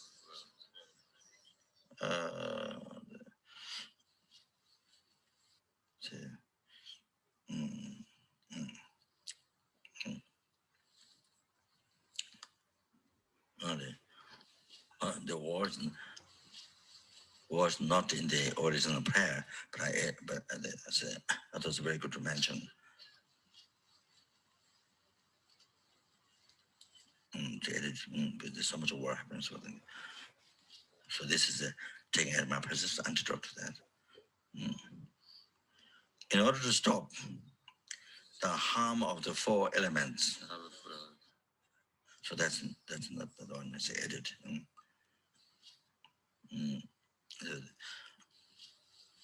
And particularly in California, I mean, sorry, in the United States, there's so much fire. In 1 year, it happens so many times fire. In particular California area, that's one place. And also it happens in Australia, but I think a little bit less than United States. Just to help them. We extend, the purpose we're taking in my person, okay? So that's very, very good.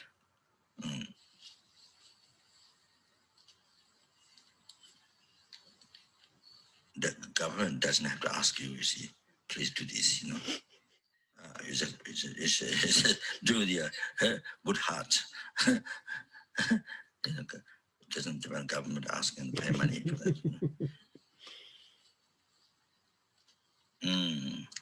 In order to eliminate sicknesses, in order to fully complete the 37 practice harmonious with the enlightenment, and in order to definitely actualize the unsurpassed result of perfect, complete enlightenment, perfectly performed the restoring and purifying ordination. Similarly, also, I who am called, please mention your name, from this time in the sunrise tomorrow, for the welfare of all sentient beings, in order to benefit, in order to liberate, in order to eliminate the famine, in order to eliminate the war, in order to stop the harms of 4 elements, in order to eliminate the sicknesses, in order to fully complete the 37 practice harmonious with the enlightenment, and in order to definitely exercise the unsurpassed result of perfect, complete enlightenment, shall perfectly undertake the restoring and purifying ordination. All the Buddhas and Bodhisattvas dwell in the 10 directions. Please pay attention to me. Please, Guru, pay attention to me. Just as the previous Tathagatas, who destroys perfectly completed Buddhas, who like the divine wise horse and great elephant, did what had to be done, performed actions, laid down the burden, subsequently attained their own welfare, completely exhausted their fetters to existence, and had perfect speech, well liberated mind, and a well liberated wisdom, for the welfare of all sentient beings, in order to benefit, in order to liberate, in order to eliminate famine, in order to eliminate war, in order to stop the harm of the 4 elements, in order to eliminate the sicknesses, in order to fully complete the 37 practice harmonious with the enlightenment,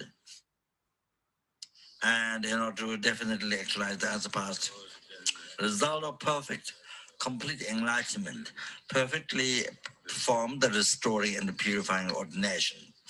Similarly, also I who am called, from this time until sunrise tomorrow, for the welfare of all sentient beings, in order to benefit, in order to liberate, in order to eliminate famine, in order to eliminate war, in order to stop the harm of the 4 elements, in order to eliminate sicknesses, in order to fully complete the 37 practices of harmonious with the enlightenment, and in order to definitely actualize the unsurpassed result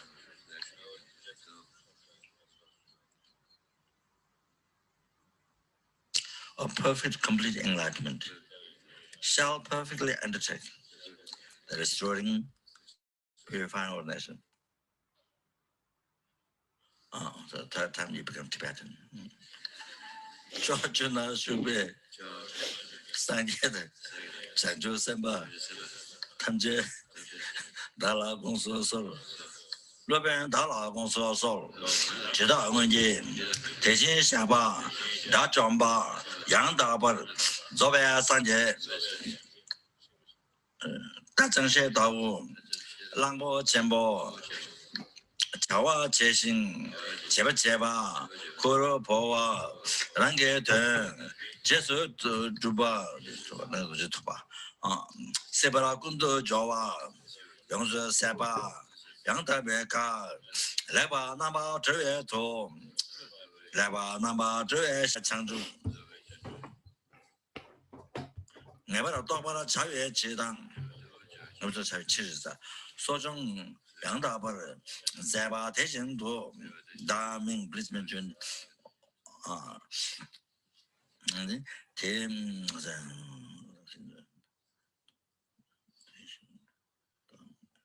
리시 얘기와 장 두데네 손데 지지선이 니마마샤제 봐도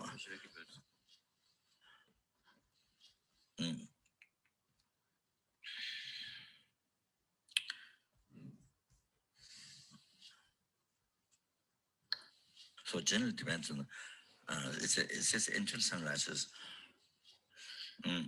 So it depends on how you think sunrises, so it means a light and interlight comes at your place. until light comes at your place, you see. That's what. Then, or sunrise, there's no light at your place, not complete light, but sun rising in the world, you see, in the world, you see, maybe in the country.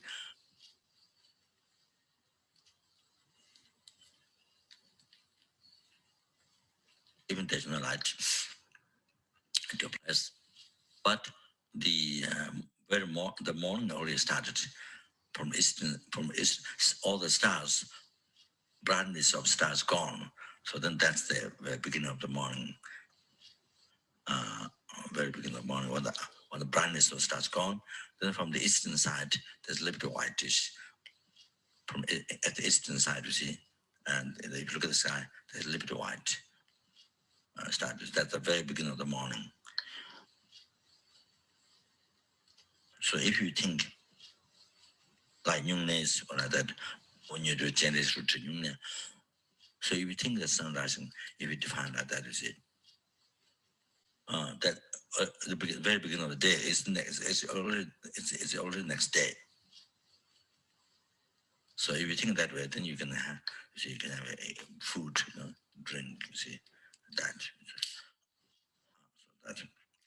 So depends how you think, you see, or having light at your place, so that.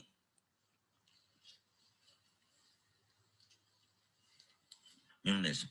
So if you think that way, then you're gonna have to drink, say, earlier, so, and the food earlier, you see, rather than many hours later. Just so that people, it helps that people they do not say get not get so it was easier than the people they get inspired to do again in the future. So that's what it's a group like that. But if you're something, so but if you're leading group or so that's to help the people to not become too difficult, so that they will unite again. So that.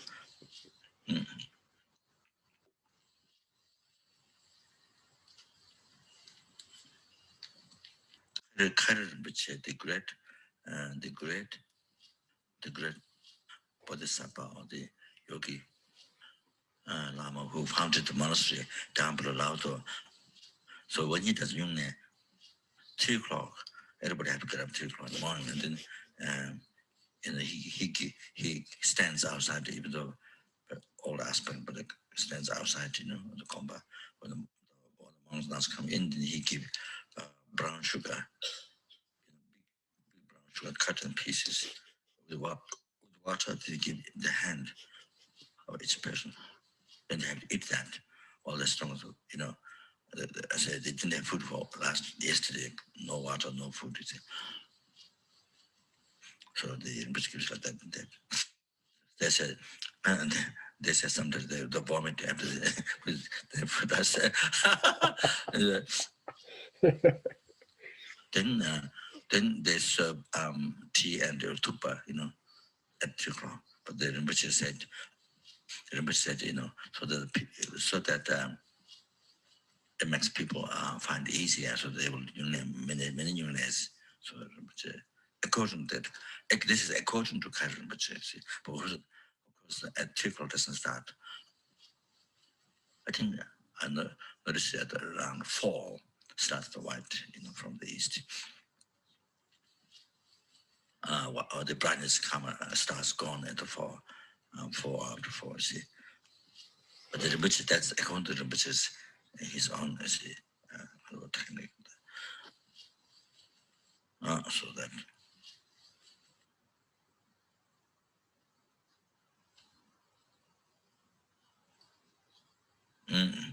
So I don't know where I stopped.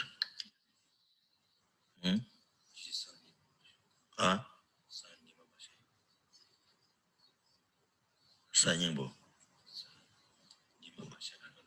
Sanyingbo.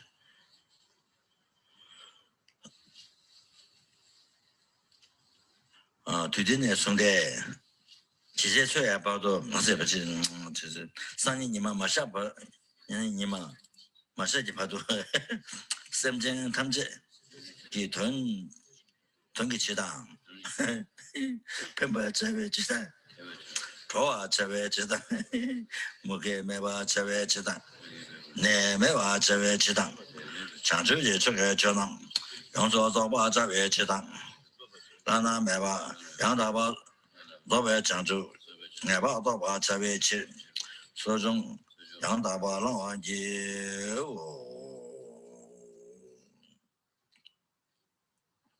then I said, then you select so, okay? This method you respond to the Lexo, yes. Tawa, is a Lexo. So I think you receive the Eight Mahayana Precepts. To the Lama Devi Vijat, Kushimda, Denisi, all the Buddha Sapa.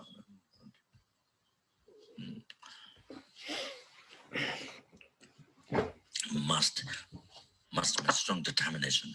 I received the Eight Mahayana Precepts.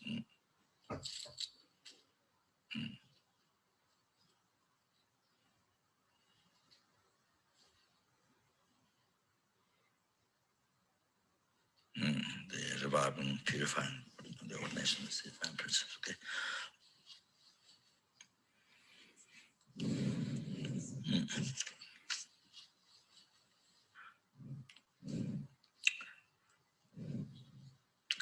Just as the food destroyers, the past have abandoned all the misconduct of body, speech, and mind, such as taking the lives of others, so shall I, for the sake of all beings, abandon for one day these wrong actions and devote myself to the pure practice of the training.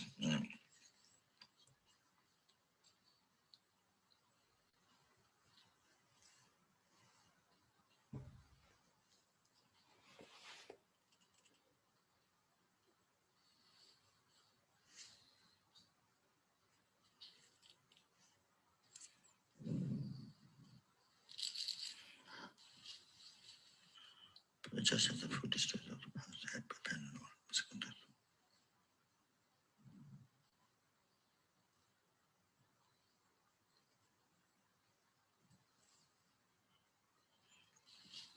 I think abandon all the misconducts, it says. Taking such a message, from now on, I want to,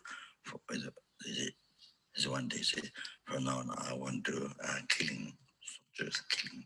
So in the English, it says just as the food is destroyed, so the past had abandoned all the misconceptions. So it doesn't, but doesn't follow the chatting.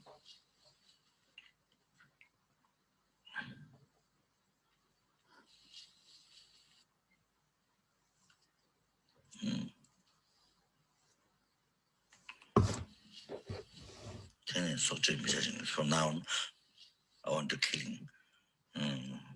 Changing the languages. I want to take the possession, also the possessions of others. I want to also sexual act. So this the here at my perspective here, any sexual act.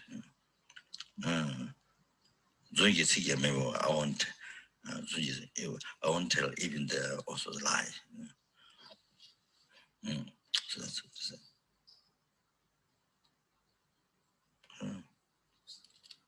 So the English, but since English here, totally become very different.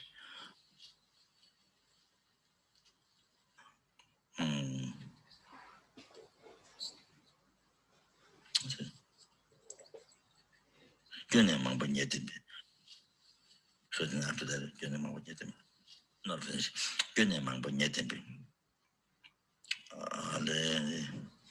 There comes the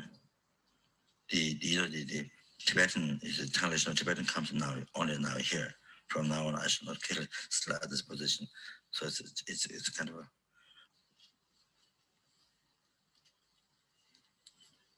So I don't know what the other part comes English. So June Mambo Nyetembe. Chang Yong's a power cha. So I will abandon the Chang, the alcohol completely. When there are many mystical classes. Today, Cheto Michashin. And Cheto Michashin. So then I want to sit on the throne, large, high, say, all that. All that. So the, yeah, that. Then the, do not get pride or things.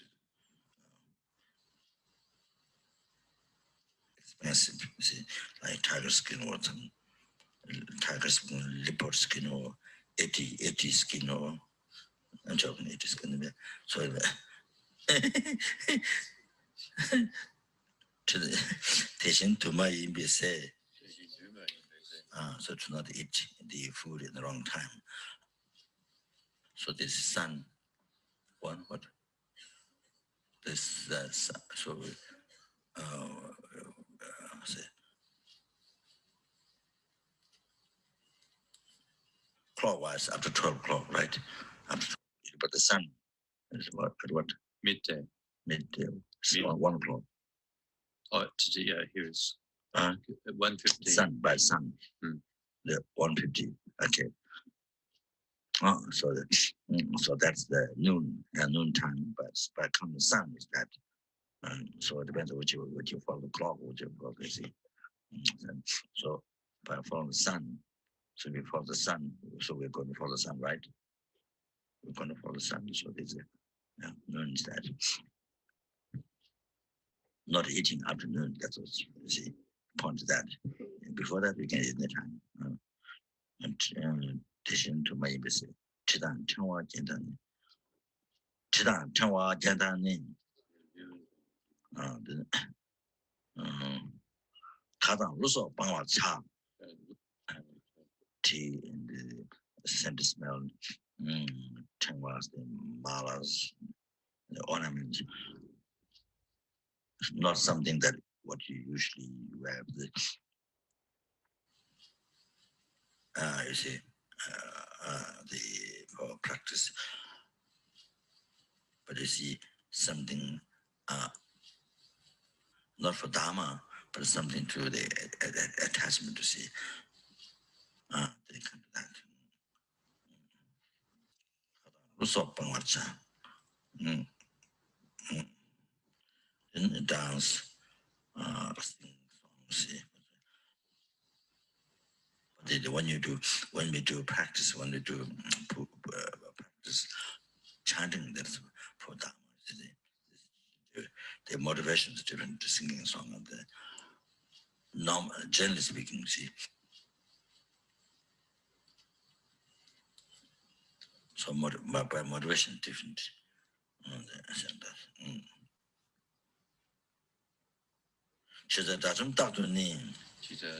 소저 라서 메제다 대신 소저 라서 방 라면 창조 유도 쇼 the others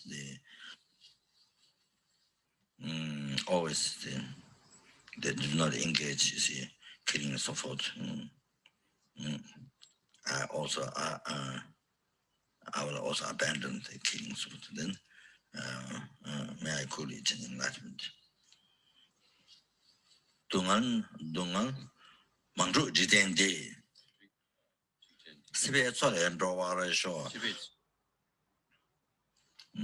So yeah, they say.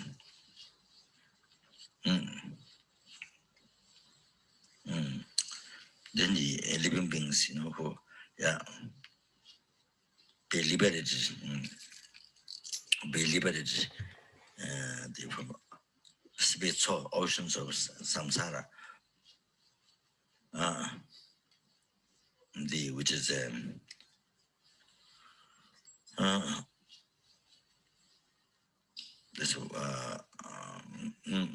this world.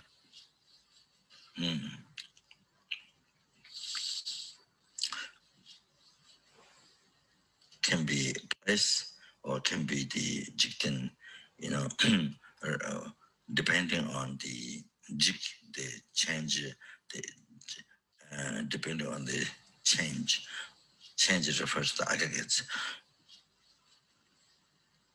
Depending on the change, change refers to aggregates, aggregate nature of change. Then you see, so many sufferings. Say,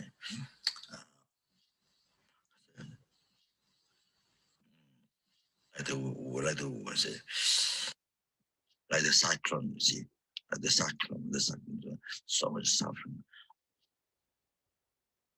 Okay, so now.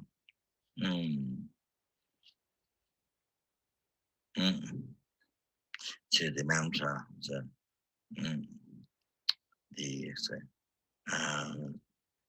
reviving and purifying, making the precept pure. So this is the mantra that we were talking about, the of Amogasiddhi, the mantra of pure morality. So if somehow one of your vows degenerates, then you can recite this mantra 7 times, 21 times, whatever, something like that, and with the intention to purify that the degeneration, right? So then your vows will be, your vows will have been restored, right? So that's what this mantra is for. So anyway, that's what he's going into. So this is one of the methods to be able to, if you're living living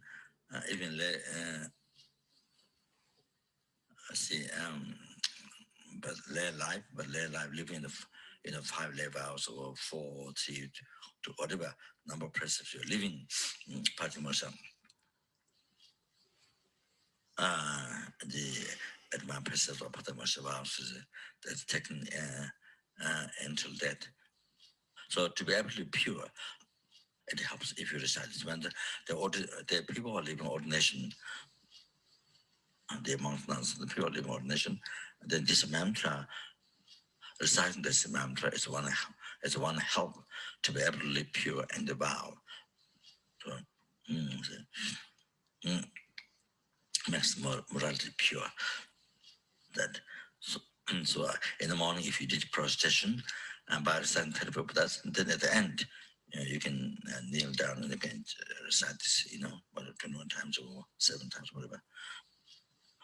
Oma Ama Gajela, Sambara, Barabara, Mahashuda, Sato Bama, Bibugede, Wajadar Adara, Samanda, Awalugede, Humabe Soa, Oma Ama Gajela, Sambara, Barabara, Mahashuda, Sato Bama, Bibugede, Wajadar Adara, Samanda, Awalugede, Humabe Soha.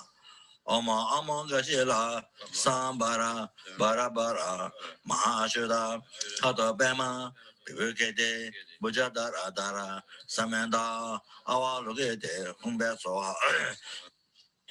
3 times or 2 times? 3. Okay, so now 2 together.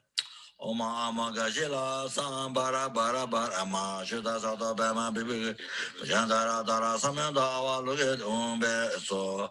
Oma Mongajela Sambara Bara Bara Majuda Jada Bema Bibigede Bujandara Samanda Walugede Umbeso Oma Mongajela Sambara Bara Bara Majuda Jada Bema Bibi Bujandara Dara Samanda Walugede Umbeso Oma Mongajela Sambara Bara Bara Majuda Jada Bema Bibigede Bujandara Samanda Walugede Umbeso Ama Mangajela Sambara Bara Bara Mashuda Zada Bama Bibuke Tembujandaranda. Our look at the home so Ama Mangajela Sambara Bara Bara Mashuda Zada Bama Bibu. Bajandara Dara Samenda, our look at the home so Ama Mangajela Sambara Bara Bara Mashuda Zada Bama Bibu. Bajandara Dara Samenda, our look at the home so Ama Mangajela Sambara Bara Bara Mashuda Zada Bama Bibu. Bajandara Dara Samenda, our look at the home so Ama Mangajela Sambara Bara Bara Mashuda Zada Bama Bibu. Bajandara Om Besova Oma Mangajela Sambara Bara Bara Mashuda Zada Bama Bibu. Bajandara Sameda Awa Lugedu Om Besova Oma Mangajela Sambara Bara Bara Mashuda Zada Bama Bibu. Bajandara Sameda Awa Lugedu Om Besova Oma Mangajela Sambara Bara Bara Mashuda Zada Bama Bibu. Bajandara Sameda Awa Lugedu Om Besova Ama Mangajela Sambara Bara Bara Mashuda Zada Bama Bibu. Bajandara Sameda Awa Lugedu Om Besova Ama Mangajela Sambara Bara Bara Mashuda Zada Bama Bajandara Dara Sameda Awa Lugedu Om Besova. I've helped the 21 finish. I'm sure. 4 more. 4 more. Oh, 4 more. Oh, I see. I must. My finger went very fast. Oma Mangajela Sambara Bara Bara Mashuda Zada Bama Bibu Gede Bajadara Darasa Alvedo Beso Oma Mangajela Sambara Bara Bara Mashuda Zada Bama Bibu Gede Bajadara Darasa Alvedo Beso Oma Mangajela Sambara Bara Mashuda Zada Bama Bibu Gede Bajadara Darasa Alvedo Beso Ama Mangajela Sambara Bara Bara Majuda Bama Bajandara Dara Sameda. Did all the past Bishop made it correct about 3 times, made it correct by others, number the same thing with some Buddhas. May I able to complete the parameter of morality by keeping it without mistake, pure and without pride. Chimje Zudi Jimmy Jizundia Namba Tadan de Rose, maybe Chenzo Shu.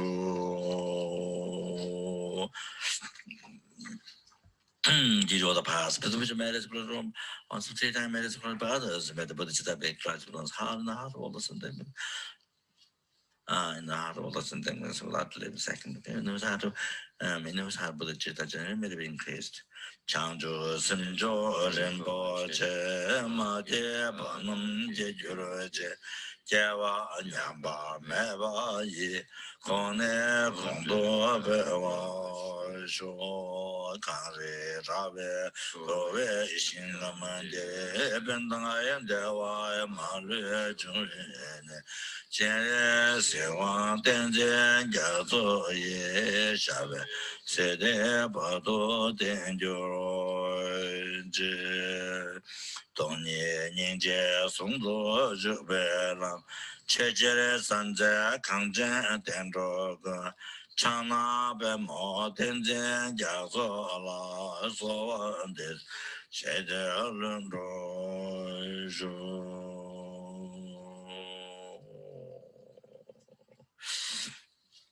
Did all the past, present, may all the father, mother, did all 3 times close ones of by others. May all the father, mother, sentiments have happiness. May the tail Lord really be empty forever. May all the Buddha's prayers be succeed immediately. Pama Semjan Damja Detang Tenju Jimian Do Damja Tato Tongwa Changjo Semba Kana Sushu Hata Kunji Mala and Druju 3 times, did you 3 times made it correct by 3 times made it correct by number of sentences and the Buddhas. that which do not exist from outside, which is totally empty.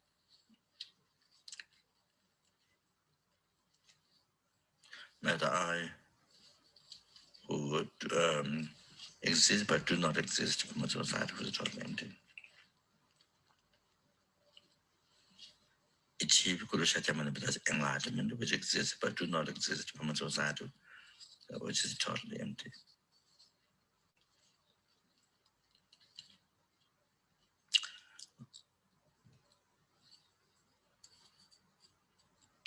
Lead all the sentient beings who exist but do not exist from their own side, who are totally empty.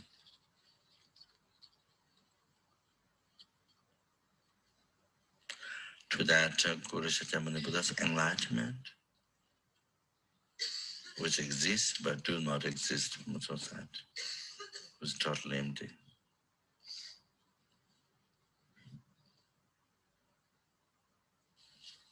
Brahma is alone, who exists but who do not exist from its side, which is totally empty. Okay, so that's the it obviously doesn't take as long because he was doing some teachings in there and correcting translations and so forth and so on, but it goes pretty quickly once you once you have the hang of it. And I mentioned earlier that this is from the Sutra Path, which is true, but Rinpoche, as Rinpoche said, the black foods part does come from Kriya Tantra, right? So that's Kriya Tantra, there's 4 classes of Tantra, highest Yoga Tantra being the one where you need specific initiations from lamas. Kriya Tantra, like, there's types of Chenrezig and various other tantras for which you don't need initiation necessarily. But in any case, so that's where the black foods come. That's what he was talking about.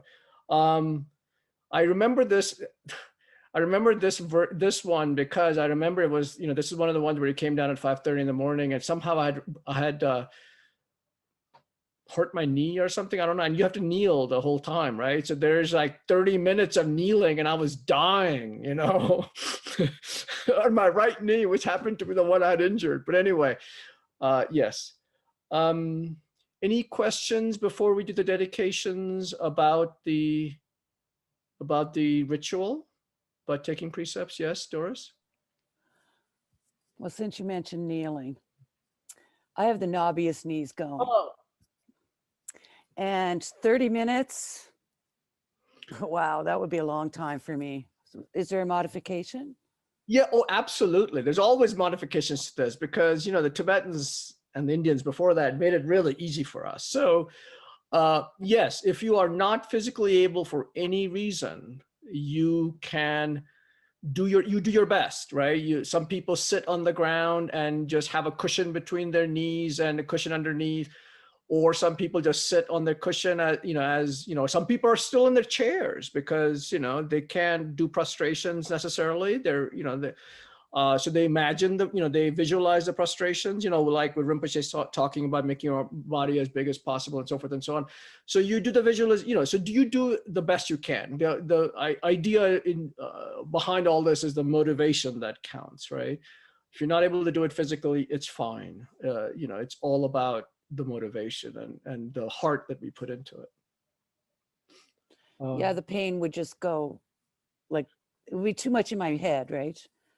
Sure. Yes. Thank you. Yeah. And as I said, in this particular case, it was 30 minutes, but you're having to kneel, like if you're doing it by yourself, 10 minutes is at the most it takes, right, to do the kneeling part. In any case, you still don't have to do it if you're not able to do it for 10 minutes. Anything else before we do the dedications? Yes, I have two words that I'm not familiar with. One is he mentioned an outer yoga, so I don't know what it means. And secondly is the pratimaksha vows is the same thing as the precept vows. Yes, somewhat. Yes. So it's not quite the same, but there's a lot of overlap. So so first of all, the outer yoga, he was just using another, that's my understanding was when I heard it and read it, was that he was the outer yoga being the Kriya yoga, you know, it was coming from the outer, that's where he was talking about in the black foods context, I believe. And Charmaine can correct me if I'm wrong, but it comes from the Kriya yoga, which is the, I don't know, it's not the lowest form, but it's the first level of yoga tantra, you know, or first level of, you know, the first level of tantra, you know, so that's what he meant. So he meant Kriya Tantra. That's just, you know, I think he used another term for it. Pratimoksha vows. Prati means in Sanskrit means every, and moksha means freedom, liberation, freedom. So these are for, Pratimoksha vows are for lay people mainly. Although, of course, monastics also have the same vows, but they have a whole bunch more on top of that. But the Pratimoksha vows are usually considered the lay vows, and that's what you take for a lifetime if you have taken refuge and lay vows with the master. And those are the not killing, not stealing, no lying, no sexual misconduct. Doesn't say no sex in that case, but no sexual misconduct, and no intoxicants, right? Alcohol, tobacco, so forth and so on. So those are the 5 lay vows, which are traditionally known as also known as the Pratimoksha vows. Okay. Yes. Thank you. I understand. Yeah. And, you know, you have the Pratimoksha vows, then you have the Bodhisattva vows on top of that, and then you have the highest yoga tantra vows that build on that as well. So those are the kind of the 3 levels. Okay. Unless someone else has a question, Charmaine, you want to put up the dedication? So there's one dedication prayer that's not usual, but when Rinpoche did this prayer, I found it so moving that I try to include it whenever I can. It's from St. Francis's prayer, but slight modification, you know? So it's an amazing bodhichitta prayer. I just find it really moving. So anyway, so I'll say it and then you can say it, you know, the mic on mute, I guess. Lord Buddha, please make me an instrument of your peace. Where there is hatred, let me sow love. Where there is injury, pardon. Where there is discord, unity. Where there is doubt, faith. Where there is error, truth. Where there is despair, hope. Where there is sadness, joy. Where there is darkness, light. O divine master, grant that I may not so much seek to be consoled, happiness for the ego as to console, to be understood as to understand, to be loved as to love. For it is in giving that we receive, it is in pardoning that we are pardoned. It is in dying, having practiced, that we are born to eternal life, from happiness to happiness, up to full enlightenment. Due to the merits of this meditation, may I quickly become a Buddha and lead all living beings without exception into that enlightened state. May the precious Bodhi mind not yet born arise and grow, and may that born not decline but increase more and more. Just as the brave Manjushri, Samantabhadra, and all those with knowledge dedicate extensively, I also dedicate these merits as they did, that I may follow their perfect example. Due to these empty merits, may I, who am empty, achieve enlightenment that is empty, and lead living beings who are empty to enlightenment by myself alone. By these merits, may my actions never cause even the slightest harm to anyone, and may they bring only happiness to everyone. May whatever problem or joy might have become something only helpful for others, and eventually cause them to become Buddhas. You who uphold the subduer's moral way, who serve as a bountiful bearer all, sustaining, preserving, and spreading Manjunath's victorious doctrine, who masterfully accomplished magnificent prayers honoring the 3 sublime ones, savior of myself and others, your disciples, please, please live long. And Rinpoche already did His Holiness's prayer. I have it on there, but in any case, we did it already. Gangri Rave Kortore, that one. So yeah, I'm so happy that you joined. I hope it was helpful. I don't know, but in any case, I hope it was helpful. And, you know, I hope it inspires you to, you know, take precepts. Yeah, it's a wonderful thing to be able to do. Thank you. Thank you.